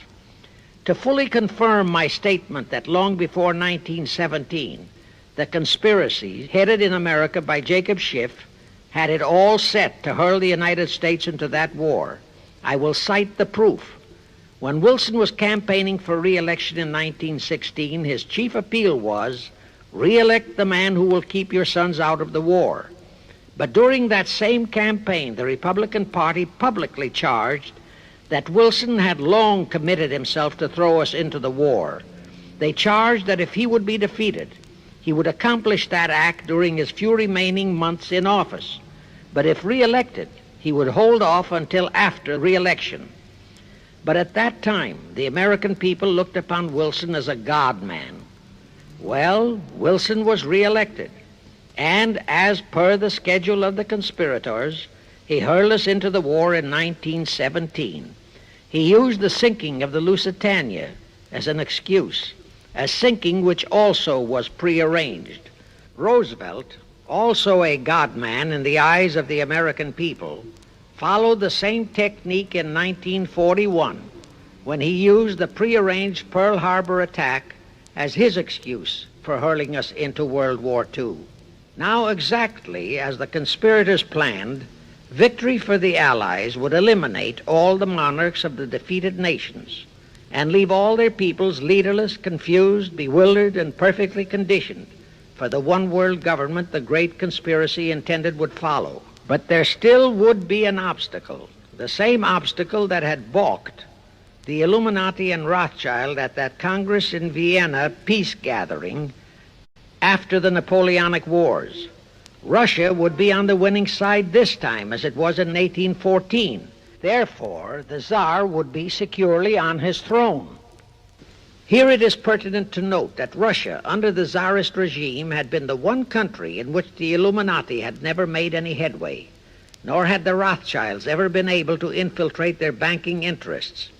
Thus, a winning Tsar would be more difficult than ever to cope with. Even if he could be enticed into a so-called League of Nations, it was a foregone conclusion that he would never, but never go for a one-world government. So even before the outbreak of World War I, the conspirators had a plan in the making to carry out Nathan Rothschild's vow of 1814 to destroy the Tsar and also murder all possible royal heirs to the throne. And it would have to be done before the close of the war, and the Russian Bolsheviki were to be their instruments in this particular plot. From the turn of the century, the chiefs of the Bolsheviki were Nikolai Lenin, Leon Trotsky, and later Joseph Stalin. Of course, those were not their true family names. Prior to the outbreak of the war, Lenin headquartered in Paris. After the outbreak, Switzerland became his haven. Trotsky's headquarters were on the Lower East Side in New York, largely the habitat of Russian Jewish refugees. Both Lenin and Trotsky were similarly bewhiskered and unkempt. In those days, that was the badge of Bolshevism. Both lived well, yet neither had a regular occupation. Neither had any visible means of support, yet both always had plenty of money. All those mysteries were solved in 1917. Right from the outset of the war, strange and mysterious goings-on were taking place in New York. Night after night, Trotsky darted furtively in and out of Jacob Schiff's palatial mansion. And in the dead of those same nights, there were gatherings of hoodlums of New York's Lower East Side, all of them Russian refugees, at Trotsky's headquarters, and all were going through some mysterious sort of training process. But it was all shrouded in mystery. Nobody talked, although it did leak out that Schiff was financing all of Trotsky's activities. Then suddenly Trotsky vanished. So did approximately 300 of his trained hoodlums. Actually, they were on the high seas in a Schiff-chartered ship bound for a rendezvous with Lenin and his gang in Switzerland. And on that ship was $20 million in gold, the $20 million Schiff provided to finance the Bolsheviki takeover of Russia. In anticipation of Trotsky's arrival, Lenin prepared to throw a party in his Switzerland hideaway. Men of the very highest places in the world were to be guests at that party. Among them were the mysterious Colonel Edward Mandell House, Woodrow Wilson's mentor and palsy-walsy, and more important, Schiff's special and confidential messenger. Another of the expectant guests was Warburg of the Warburg banking clan in Germany, who were financing the Kaiser, and whom the Kaiser had rewarded by making him chief of the secret police of Germany. In addition, there were the Rothschilds of London and Paris, also Litvinov, Kaganovich, Stalin, who was then head of a train and bank-robbing gang of bandits. He was known as the Jesse James of the Urals. And here I must remind that England and France were then long in war with Germany, and that on February 3, 1917, Wilson had broken off all diplomatic relations with Germany. Therefore, Warburg, Colonel House, the Rothschild, and all those others were enemies. But of course, Switzerland was neutral ground where enemies could meet and be friends, especially if they had some scheme in common. That Lenin party was very nearly wrecked by an unforeseen incident. The Schiff-chartered ship on its way to Switzerland was intercepted and taken into custody by a British warship. But Schiff quickly rushed orders to Wilson to order the British to release the ship intact with the Trotsky hoodlums and the gold. Wilson obeyed. He warned the British that if they refused to release the ship, the United States would not enter the war in April as he had faithfully promised a year earlier. The British heeded the warning, Trotsky arrived in Switzerland, and the Lenin party went off as scheduled. But they still faced what ordinarily would have been the insurmountable obstacle of getting the Lenin-Trotsky band of terrorists across the border into Russia. Well, that's where Brother Warburg, chief of the German secret police, came in. He loaded all those thugs into sealed freight cars and made all the necessary arrangement for their secret entry into Russia. The rest is history. The revolution in Russia took place, and all members of the royal Romanov family were murdered. Now, my chief objective is to establish beyond even a remote doubt that communism, so-called, is an integral part of the Illuminati's great conspiracy for the enslavement of the entire world, that communism, so-called, is merely their weapon and bogeyman word to terrify the peoples of the whole world, and that the conquest of Russia and the creation of communism was in great part organized by Schiff and the other international bankers right in our own city of New York. A fantastic story? Yes. Some might even refuse to believe it. Well, for the benefit of any doubting Thomas, I will prove it by reminding that just a few years ago, Charlie Knickerbocker, a Hearst newspaper columnist, published an interview with John Schiff, grandson of Jacob, in which young Schiff confirmed the entire story and named the figure old Jacob contributed, $20 million. If anybody still has even a remote doubt that the entire menace of communism was created by the masterminds of the great conspiracy right in our own city of New York, I will cite the following historical fact. All records show that when Lenin and Trotsky engineered the capture of Russia, they operated as heads of the Bolsheviki party. Now, Bolshevism is a purely Russian word. The masterminds realized that Bolshevism could never be sold as an ideology to any but the Russian people. So in April 1918, Jacob Schiff dispatched Colonel House to Moscow with orders to Lenin, Trotsky, and Stalin to change the name of their regime to the Communist Party and to adopt the Karl Marx Manifesto as the constitution of the Communist Party. Lenin, Trotsky, and Stalin obeyed. And that year of 1918 was when the Communist Party and the menace of communism came into being. All this is confirmed in Webster's Collegiate Dictionary, 5th edition. In short, communism was created by the capitalists. Thus, until November 11, 1918, the entire fiendish plan of the conspirators worked perfectly. All the great nations, including the United States, were war-weary, devastated, mourning their dead. Peace was the great universal desire. Thus, when it was proposed by Wilson to set up a League of Nations to ensure peace, all the great nations, with no Russian Tsar to stand in their way, jumped on that bandwagon without even stopping to read the fine print in that insurance policy. That is, all but one, the United States, the very one that Schiff and his co-conspirators least expected would balk. And that was their one fatal mistake in that early plot.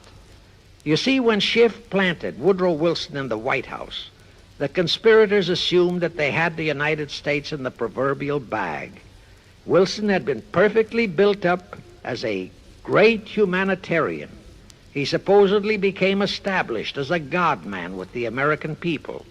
There was every reason for the conspirators to have believed that he would easily hornswoggle Congress into buying the League of Nations sight unseen, exactly as the Congress of 1945 bought the United Nations sight unseen. But there was one man in the Senate in 1918 who saw through that scheme just as the Russian Tsar did in 1814. He was a man of great political stature, almost as great as that of Teddy Roosevelt, and fully as astute. He was highly respected and trusted by all members of both houses of Congress and by the American people.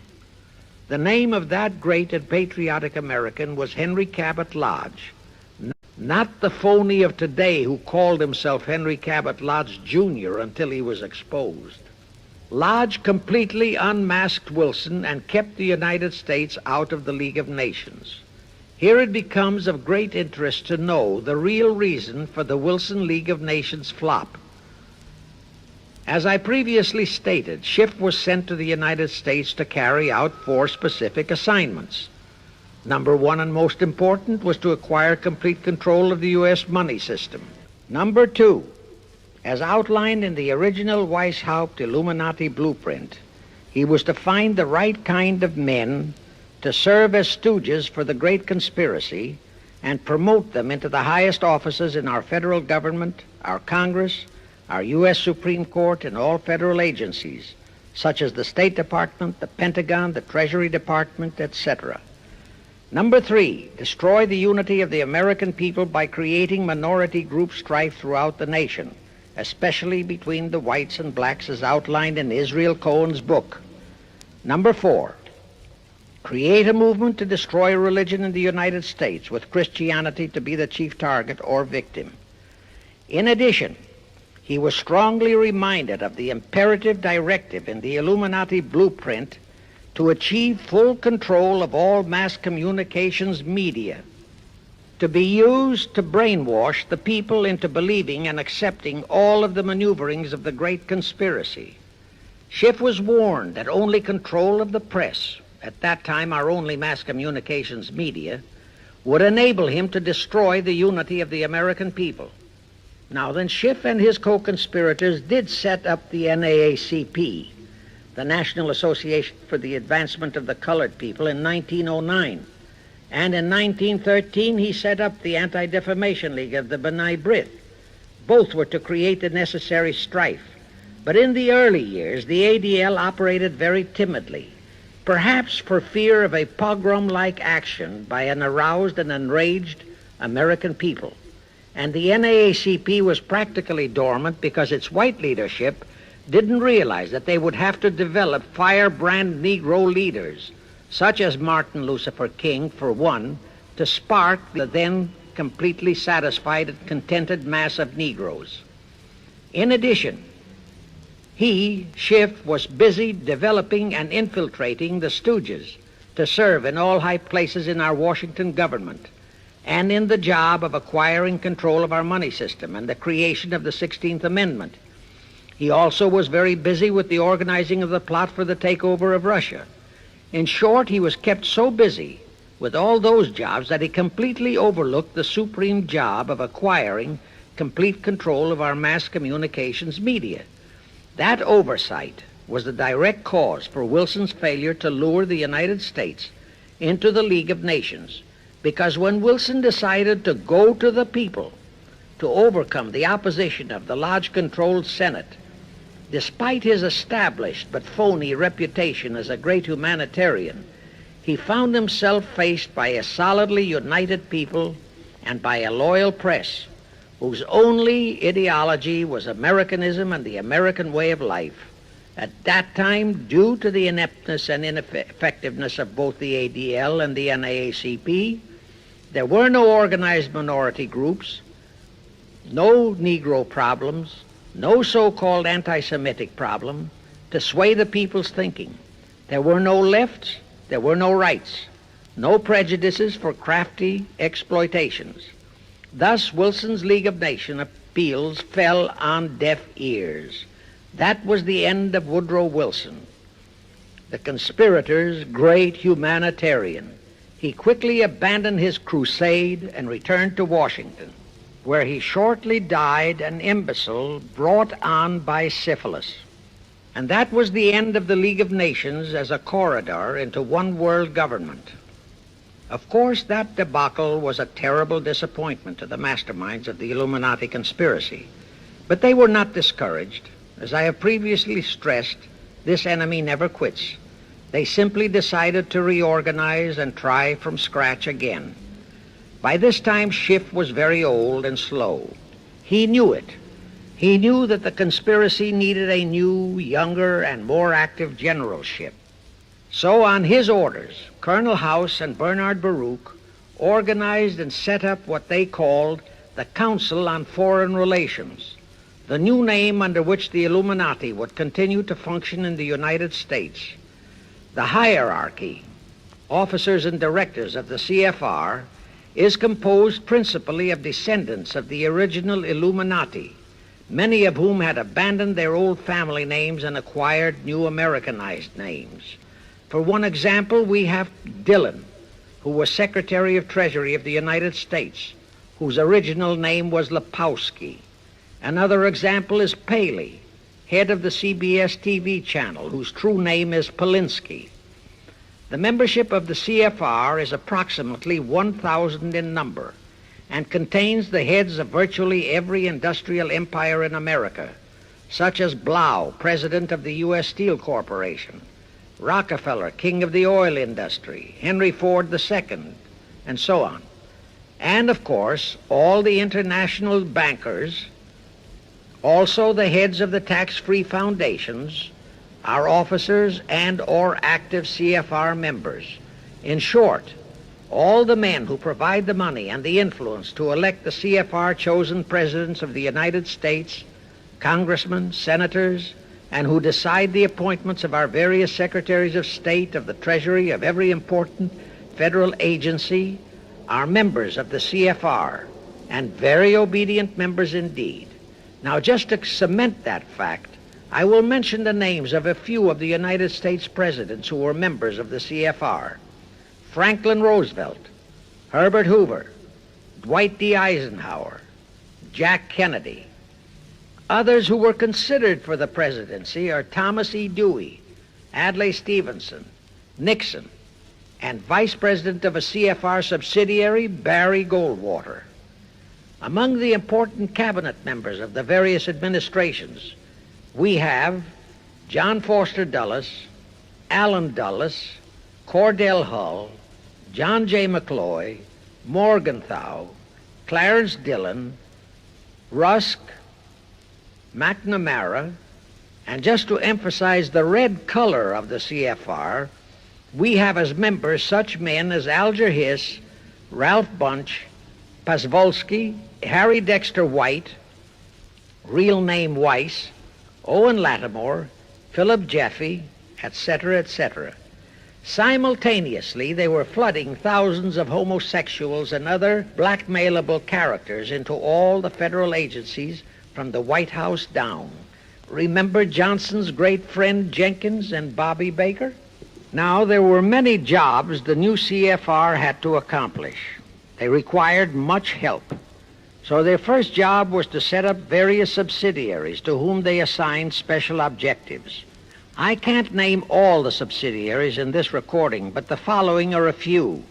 the Foreign Policy Association, FPA, the World Affairs Council, WAC, the Business Advisory Council, BAC, the notorious ADA, Americans for Democratic Action, virtually headed by Walter Reuther, the notorious 1313 in Chicago.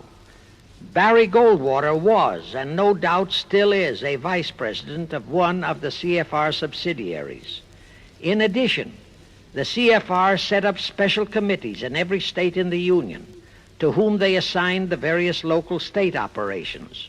Simultaneously, the Rothschilds set up similar CFR-like control groups in England, France, Germany, and other nations to control world conditions and cooperate with CFR to bring about another world war. But the CFR's first and foremost job was to get complete control of our mass communications media. The control of the press was assigned to Rockefeller. Thus, Henry Luce, who recently died, was financed to set up a number of national magazines, among them Life, Time, Fortune, and others, which publish USSR in America. The Rockefellers also directly or indirectly financed the Cowles Brothers Look magazine and a chain of newspapers. They also financed a man named Sam Newhouse to buy up and build a chain of newspapers all over the country. And the late Eugene Meyer, one of the founders of CFR, bought the Washington Post, Newsweek, the weekly magazine, and other publications. At the same time, CFR began to develop and nurture a new breed of scurrilous columnists and editorial writers, such as Walter Lippmann, Drew Pearson, the Alsops, Herbert Matthews, Irwin Canham, and others of that ilk, who called themselves liberals, who proclaimed that Americanism is isolationism, that isolationism is warmongerism, that anti-communism is anti-Semitism and racism. All that took time, of course, but today our entire press, except for some local small-town papers and weeklies published by patriotic organizations, is completely controlled by CFR stooges, and thus they finally succeeded in breaking us up into a nation of quarreling, wrangling, squabbling, hating factions. Now, if you still wonder about the slanted news and outright lies you read in your paper, you have the answer.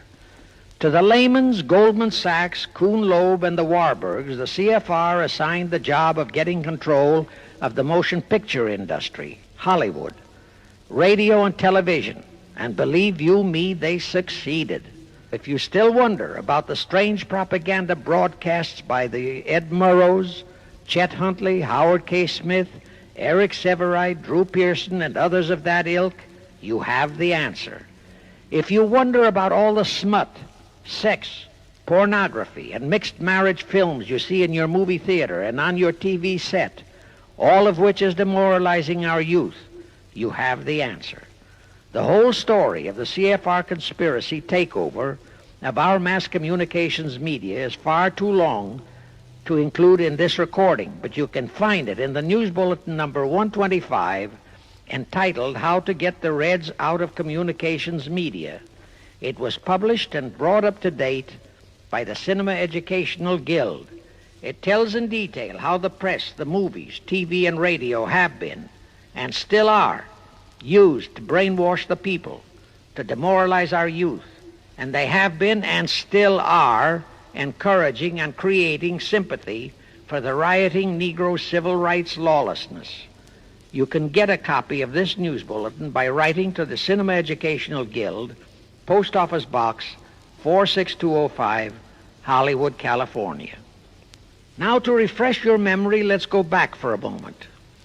Wilson's flop had torpedoed all chances of transforming that League of Nations into the conspirators' hoped-for one-world government housing. So the Jacob Schiff plot had to be done all over again, and they organized the CFR to do it. We also know how successfully the CFR did that job of brainwashing and destroying the unity of the American people.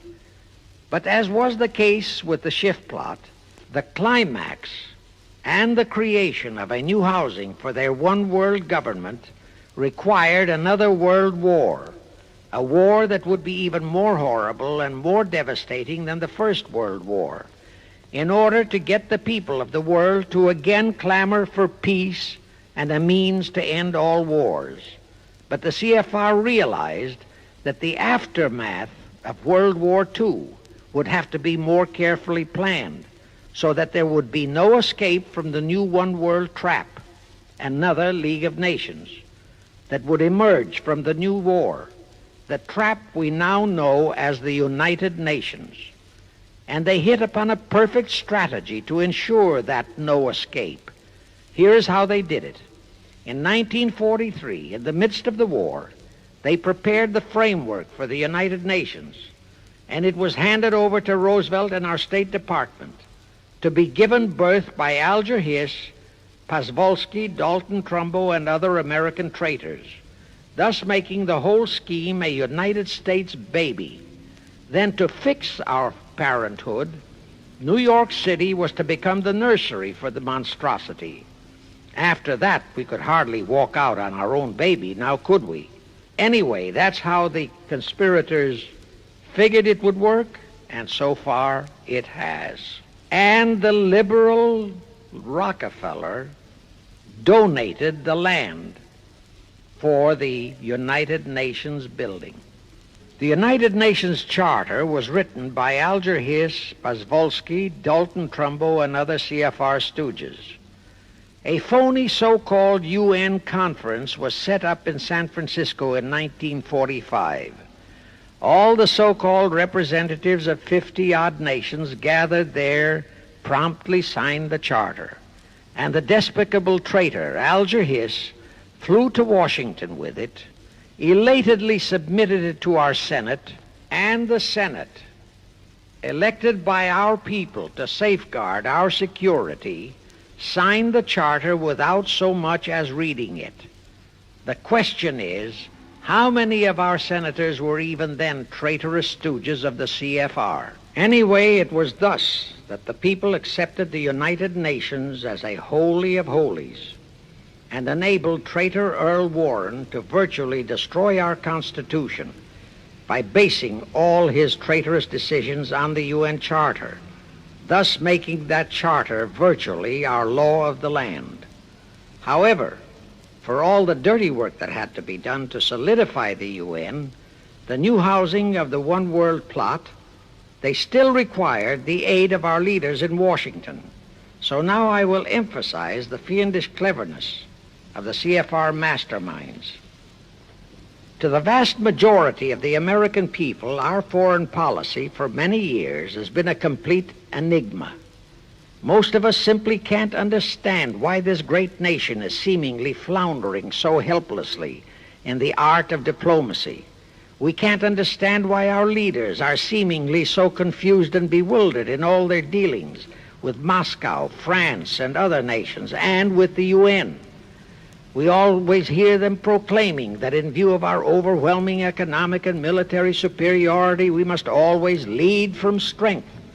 Yet at all the summit meetings and conferences, they cringe and stammer and stutter, and so to speak, come out with their tails between their hind legs. We can't understand the foreign aid to Tito, an avowed enemy, to Poland, an avowed enemy, to all the avowed communist nations.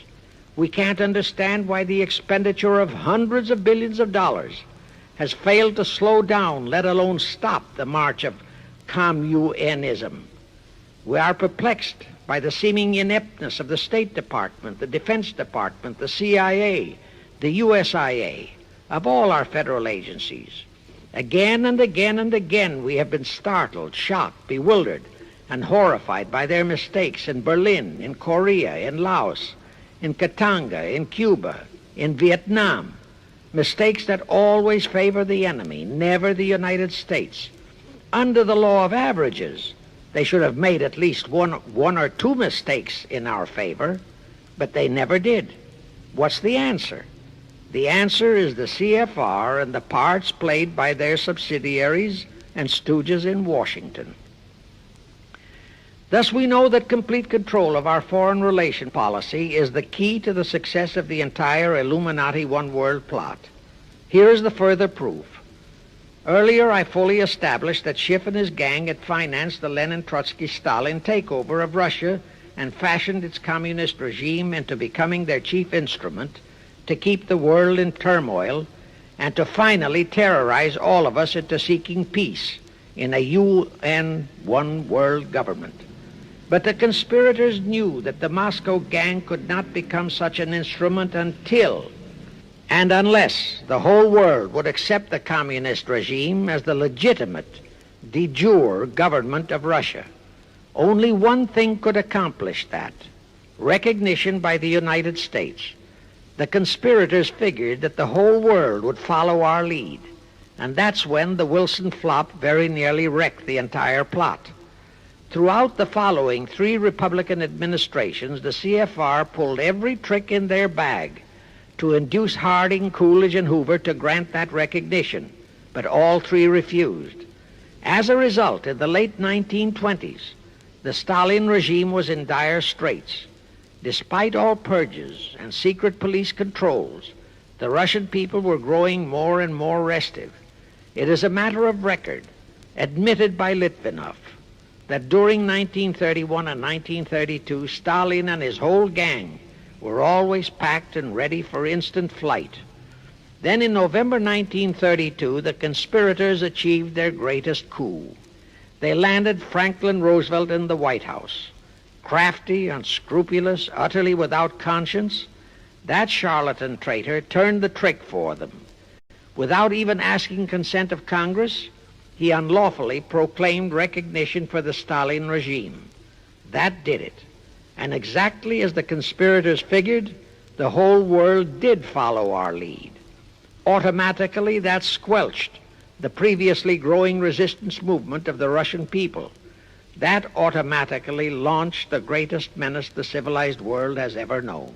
The rest is too well known to need repeating.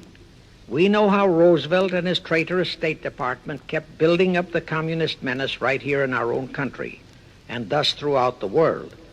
We know how he perpetrated that Pearl Harbor atrocity for his excuse to hurl us into World War II. We know all about his secret meetings with Stalin at Yalta and how he, with Eisenhower's help, delivered the Balkans and Berlin to Moscow. And last, but by no means least, we know that 20th century Benedict Arnold not only dragged us into that new corridor, the United Nations, into one world government, but actually schemed all the arrangements to plant it within our country.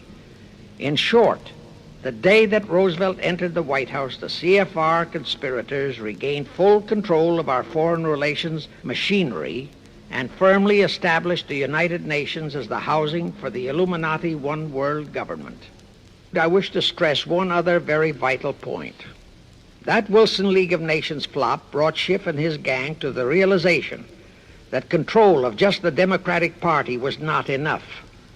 True, they could create a crisis during the Republican administration, as they did in 1929 with their Federal Reserve manufactured crash and depression, which would bring another Democrat stooge back into the White House. But they realized that a 4-year disruption in their control of our foreign relation policies could play havoc with the progress of their conspiracy. It could even break up their entire strategy, as it almost did before Roosevelt saved it with his recognition of the Stalin regime. Thereupon, after that Wilson debacle, they began to formulate plans to achieve control of both of our national parties. But that posed a problem for them. Manpower, stooges in the Republican Party, also added manpower for the Democratic Party, because control of just the man in the White House would not be enough.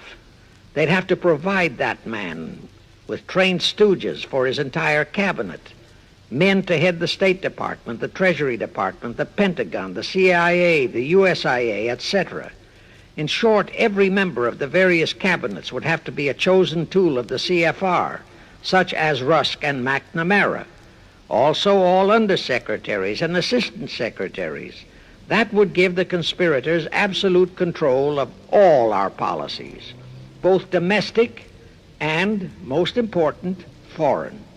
That course of action would require a reserve pool of trained stooges, instantaneously ready for administrative changes and for all other exigencies. All such stooges would of necessity have to be men of national reputation, high in the esteem of the people, but they would have to be men without honor, without scruple, without conscience, men who would be vulnerable to blackmail. It is needless for me to stress how well the CFR succeeded. The immortal Joe McCarthy fully revealed that there are thousands of such security risks in all federal agencies. Scott McCloud unmasked thousands more, and you know the price Otepka has had to pay and is still paying for his expositions before a Senate committee of the traitors in the State Department. And you know that the men in the State Department who delivered Cuba to Castro have not only been shielded, but promoted. To the crux of the whole one-world government plot and the maneuvering necessary to create another League of Nations to house such a government. As I have already stated, the conspirators knew that only another world war was vital for the success of their plot. It would have to be such a horrifying world war that the peoples of the world would cry out for the creation of some kind of a world organization that could assure everlasting peace. But how could such a war be brought about? All the European nations were at peace. None had any quarrels with their neighboring nations. And certainly their tools in Moscow wouldn't dare to start a war. Even Stalin realized that it would mean the overthrow of his regime unless so-called patriotism would weld the Russian people behind him. But the conspirators had to have a war. They had to find or create some kind of an incident to launch it. And they found it in a little inconspicuous and repulsive little man who called himself Adolf Hitler. Hitler, an impecunious Austrian house painter, had been a corporal in the German army. He made the defeat of Germany into a personal grievance. He began to rabble-rouse about it in the Munich, Germany area. He began to spout about restoring the greatness of the German Empire and the might of the German soldiery. He advocated the restoration of the old German military to be used to conquer the whole world. Strangely enough, Hitler, the little clown that he was, could deliver a rabble-rousing speech, and he did have a certain kind of magnetism. But the new authorities in Germany didn't want any more wars, and they promptly threw the obnoxious Austrian house painter into a prison cell. Aha! Here was the man, decided the conspirators, who, properly directed and financed, could be the key to another world war. So while he was in prison, they had Rudolf Hess and Goering write a book which they titled Mein Kampf and attributed the authorship to Hitler, exactly as Litvinov wrote Mission to Moscow and attributed the authorship to Joseph Davies, then our ambassador to Russia and a stooge of the CFR. In Mein Kampf, Hitler, the pseudo-author, outlined his grievances and how he would restore the German people to their former greatness. The conspirators then arranged for a wide circulation of the book among the German people in order to arouse a fanatical following for him. On his release from prison, also arranged by the conspirators, they began to groom him and finance him to travel to other parts of Germany to deliver his rabble-rousing speeches. Soon he gathered a growing following among other veterans of the war, and that soon spread to the masses, who began to see in him a savior for their beloved Germany. Then came his leadership of what he called his Brown Shirt Army and the March on Berlin. That required a great deal of financing, but the Rothschilds, the Warburgs, and others of the conspirators provided all the money he needed. Gradually, Hitler became the idol of the German people, and then they overthrew the von Hindenburg government, and Hitler became the new Führer. But that still was no reason for a war. The rest of the world watched Hitler's rise, but saw no reason to interfere in what was distinctly a domestic condition within Germany. Certainly none of the other nations felt it was a reason for another war against Germany, and the German people were not yet incited into enough of a frenzy to commit any acts against any neighboring nation, not even against France, that would lead to a war. The conspirators realized they would have to create such a frenzy that would cause the German people to throw caution to the winds and at the same time horrify the whole world. And incidentally, Mein Kampf was actually a follow-up of Karl Marx's book, A World Without Jews. The conspirators suddenly remembered how the Schiff Rothschild gang had engineered the pogroms in Russia, which slaughtered many, many thousands of Jews and created a worldwide hatred for Russia.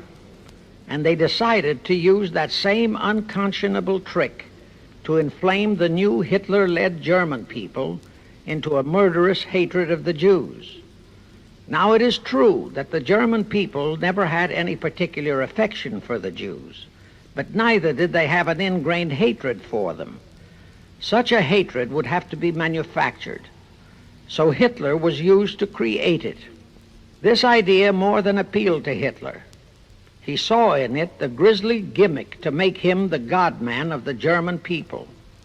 Thus, craftily inspired and coached by his financial advisors, the Warburgs, Rothschilds, and all the Illuminati masterminds, he blamed the Jews for the hated Versailles Treaty and for the financial ruination that followed the war. The rest is history.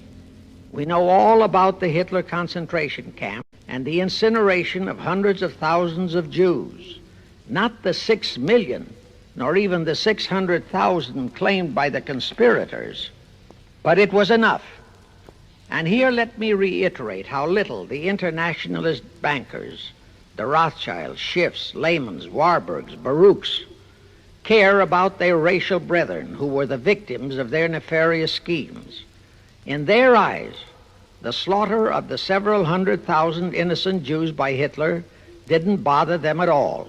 They considered it a necessary sacrifice to further their Illuminati one-world plot, just as the slaughter of the many millions in the wars that followed was a similar necessary sacrifice.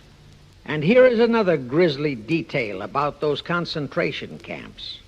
Many of the Hitler soldier executioners in those camps had previously been sent to Russia to acquire their arts of torture and brutalization so as to emphasize the horrors of the atrocities. All this created a new worldwide hatred for the German people, but it still did not provide a cause for war. Thereupon Hitler was incited to demand the Sudetenland. You remember how Chamberlain and the then diplomats of Czechoslovakia and France surrendered to that demand. That led to further Hitlerian demands for territories in Poland and in the French Tsar territories. Those demands were rejected. Then came his pact with Stalin. Hitler had been screaming hatred against communism. Oh, how he ranted against communism. But actually, Nazism was nothing but socialism, and communism is, in fact, socialism. But Hitler disregarded all that. He entered into a pact with Stalin to attack and divide Poland between them. While Stalin marched into one part of Poland, for which he was never blamed, the Illuminati mastermind saw to that. Hitler launched a blitzkrieg on Poland from his side. The conspirators finally had their new world war, and what a horrible war it was. And in 1945, the conspirators finally achieved the United Nations, their new housing for their one world government.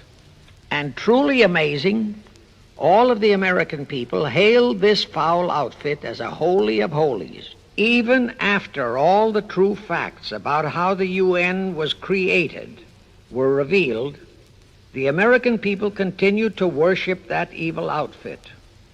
Even after Alger Hiss was unmasked as a Soviet spy and traitor, the American people continued to believe in the UN. Even after I had publicly revealed the secret agreement between Hiss and Molotov that a Russian would always be the head of the military secretariat, and by that token, the real master of the UN, most of the American people continued to believe that the UN could do no wrong. Even after Tryggvi, the first Secretary General of the UN, confirmed that Hiss-Molotov secret agreement in his book For the Cause of Peace, the vast majority of our people refused to lose faith in the UN. Even after the truth about the Korean War was revealed, how the Russian General Vasiliev, head of that UN military secretariat, was given a leave of absence by the UN so that he could take command of the North Koreans and Red Chinese who were fighting the so-called UN police action under our own General MacArthur, who by orders of the UN was fired by the pusillanimous Truman in order to prevent his winning that war. Our people still believed in the UN. Despite our 150,000 sons who were murdered and maimed in that war, the people continued to regard the UN as a sure means for peace. Even after it was revealed in 1951 that the UN, using our own American soldiers under UN command and the UN flag, in collusion with our traitorous State Department and the Pentagon, had been invading many small cities in California and Texas in order to perfect their plan for the complete takeover of our country, most of our people brushed it off and continued their belief that the UN is a holy of holies. Do you know that the UN Charter was written by traitor Alger Hiss, Molotov, and Wyszynski? That Hiss and Molotov had made that secret agreement that the military chief of the UN was always to be a Russian appointed by Moscow? Do you know that at their secret meetings at Yalta, Roosevelt and Stalin, at the behest of the Iilluminati operating as the CFR, decided that the UN must be placed on American soil? Do you know that most of the UN Charter was copied intact, word for word, from the Marx Manifesto and Russia's so-called Constitution? Do you know that the only two senators who voted against the UN so-called treaty were the only two senators who had read it? Do you know that since the UN was founded, communist enslavement has grown from 250 million to 1 billion? Do you know that since the UN was founded to ensure peace, there have been at least 20 major wars incited by the UN, just as they are now inciting a war against Little Rhodesia? Do you know that under the UN setup, the American taxpayers have been forced to make up the UN Treasury deficit of many millions of dollars because of Russia's refusal to pay her share? Do you know that the UN has never passed a resolution condemning Russia or her so-called satellites, but always condemns our allies? Do you know that J. Edgar Hoover said, "The overwhelming majority of the communist delegations to the UN are espionage agents"? And now, 66 senators voted for a consular treaty to open our entire country to Russian spies and saboteurs. Do you know that the UN helps Russia's conquest of the world by preventing the free world from taking any action whatsoever except to debate each new aggression in the UN General Assembly? Do you know that at the time of the Korean War, there were 60 nations in the UN, yet 95% of the UN forces were our American sons, and practically 100% of the cost was paid by the United States taxpayers? And surely you know that the UN policy during the Korean War was to prevent us from winning that war. Do you know that all the battle plans of General MacArthur had to go first to the UN to be relayed to Vasiliev, commander of the North Koreans and Red Chinese, and that any future wars fought by our sons under the UN flag would have to be fought under the control of the UN Security Council? Do you know that the UN has never done anything about the 80,000 Russian Mongolian troops that occupy Hungary? Where was the UN when the Hungarian freedom fighters were slaughtered by the Russians? Do you know that the UN and its peace army turned the Congo over to the communists? Do you know that the UN's own so-called peace force was used to crush, rape, and kill the white anti-communists in Katanga? Do you know that the UN stood by and did nothing while Red China invaded Laos and Vietnam? That it did nothing while Nehru invaded Goa and other Portuguese territories? Do you know that the UN was directly responsible for aiding Castro? That it does absolutely nothing about the many thousands of Cuban youngsters who are shipped to Russia for communist indoctrination? Do you know that Adlai Stevenson, of all people, said the free world must expect to lose more and more decisions in the UN?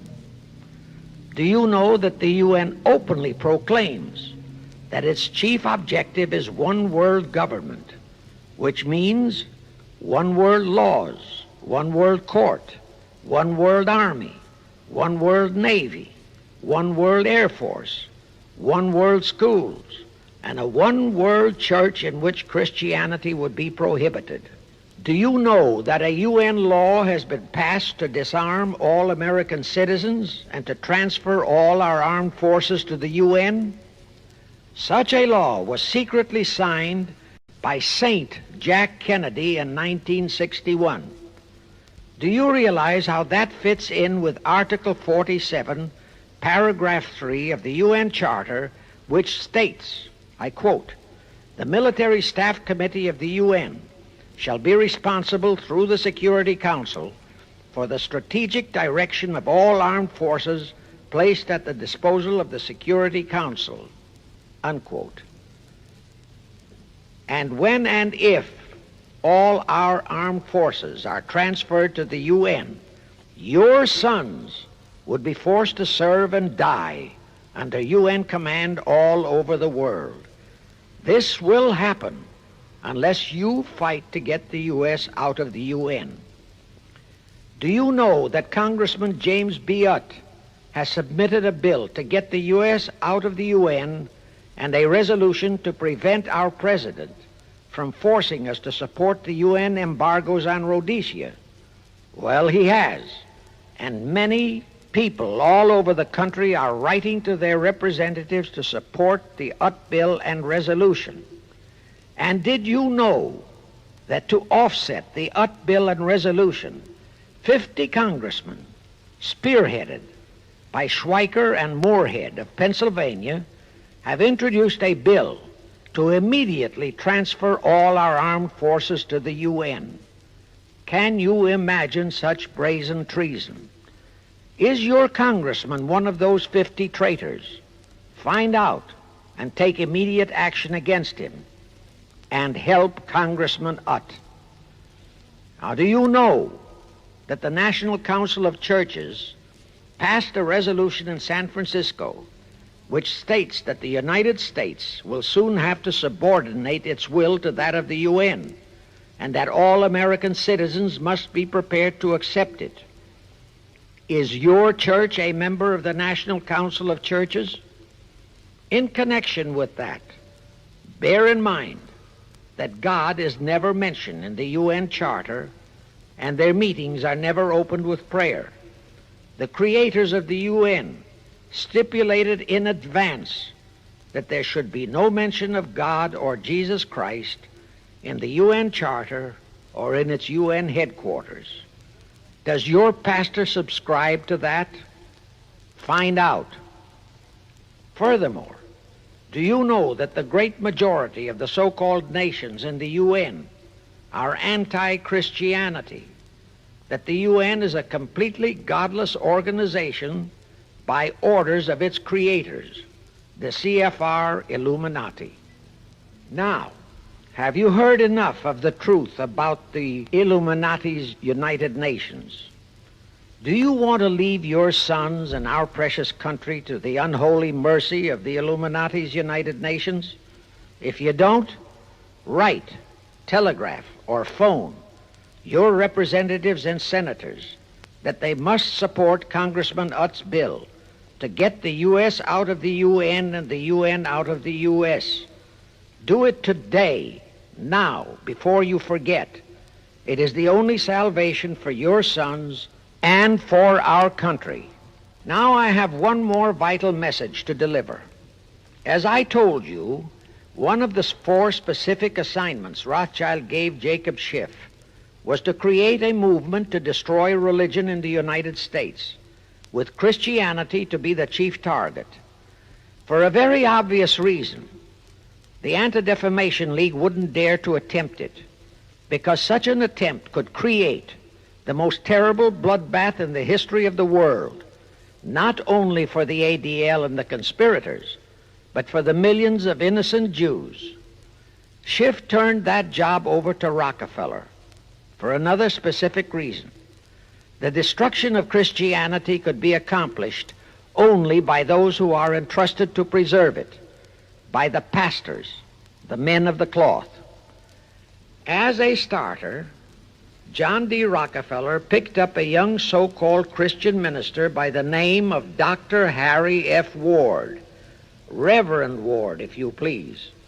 At that time, he was teaching religion at the Union Theological Seminary. Rockefeller found a very willing Judas in this reverend. Thereupon, in 1907, he financed him to set up the Methodist Foundation of Social Service. And Ward's job was to teach bright young men to become so-called ministers of Christ and to place them as pastors of churches. While teaching them to become ministers, the Reverend Ward also taught them how to very subtly and craftily preach to their congregations that the entire story of Christ is a myth, to cast doubts on the divinity of Christ, to cast doubts about the Virgin Mary. In short, to cast doubts on Christianity as a whole. It was not to be a direct attack, but much of it by crafty insinuation that was to be applied in particular to the youth in the Sunday schools.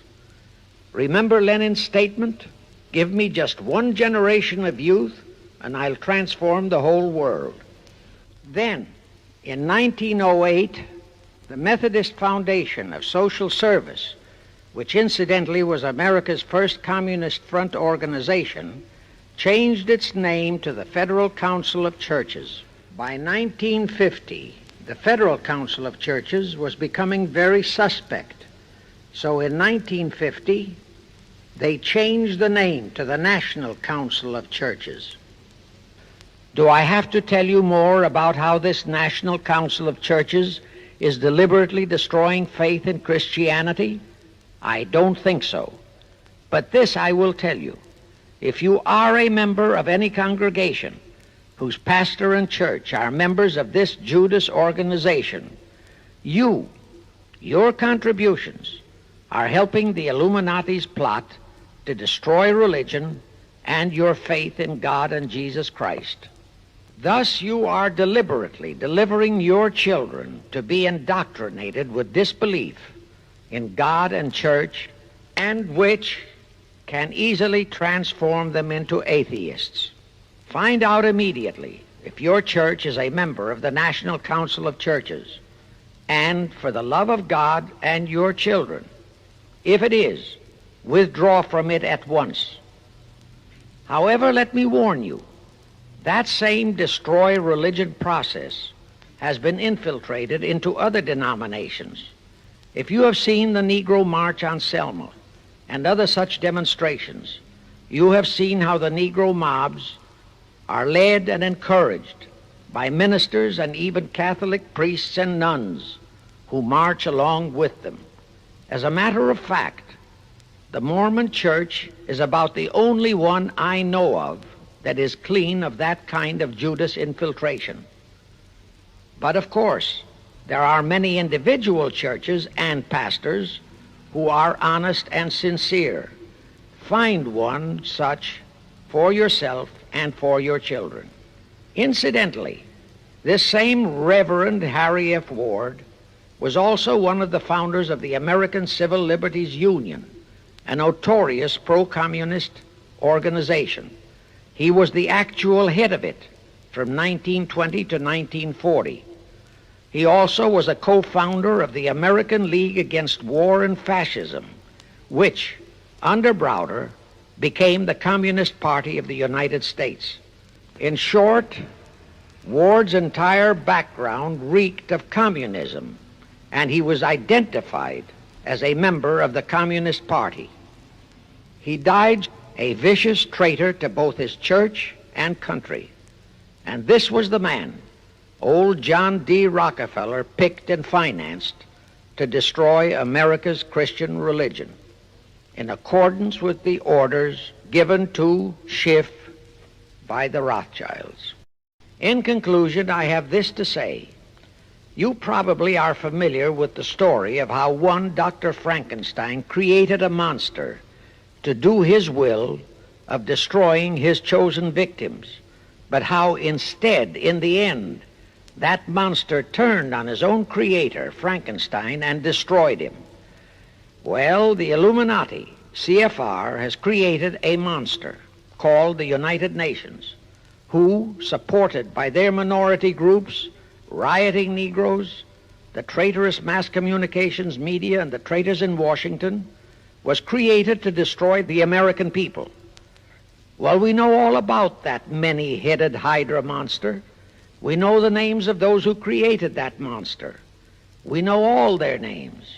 And I predict that one fine day the American people will come fully awake and cause that very monster to destroy its creator. True, the majority of our people are still being brainwashed, deceived, and deluded by our traitorous press, TV, and radio, and by our traitors in Washington. But surely, by now, enough is known about the UN to stamp that outfit as a deadly, poisonous rattlesnake in our midst. My only wonder is what it will take to awaken and arouse our people to the full truth. Perhaps this record will do it. 100,000 or 1,000,000 copies of this record can do it.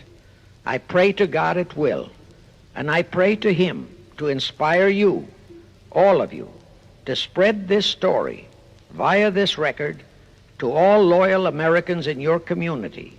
You can do it by playing it to study groups assembled in your homes, at meetings of the American Legion, the VFW, the DAR, all other civic groups and women's clubs, especially the women's clubs who have their sons' lives at stake. With this record, I have provided you with the weapon that will destroy the monster. For the love of God, of our country, and of your children, use it. Get a copy of it into every American home.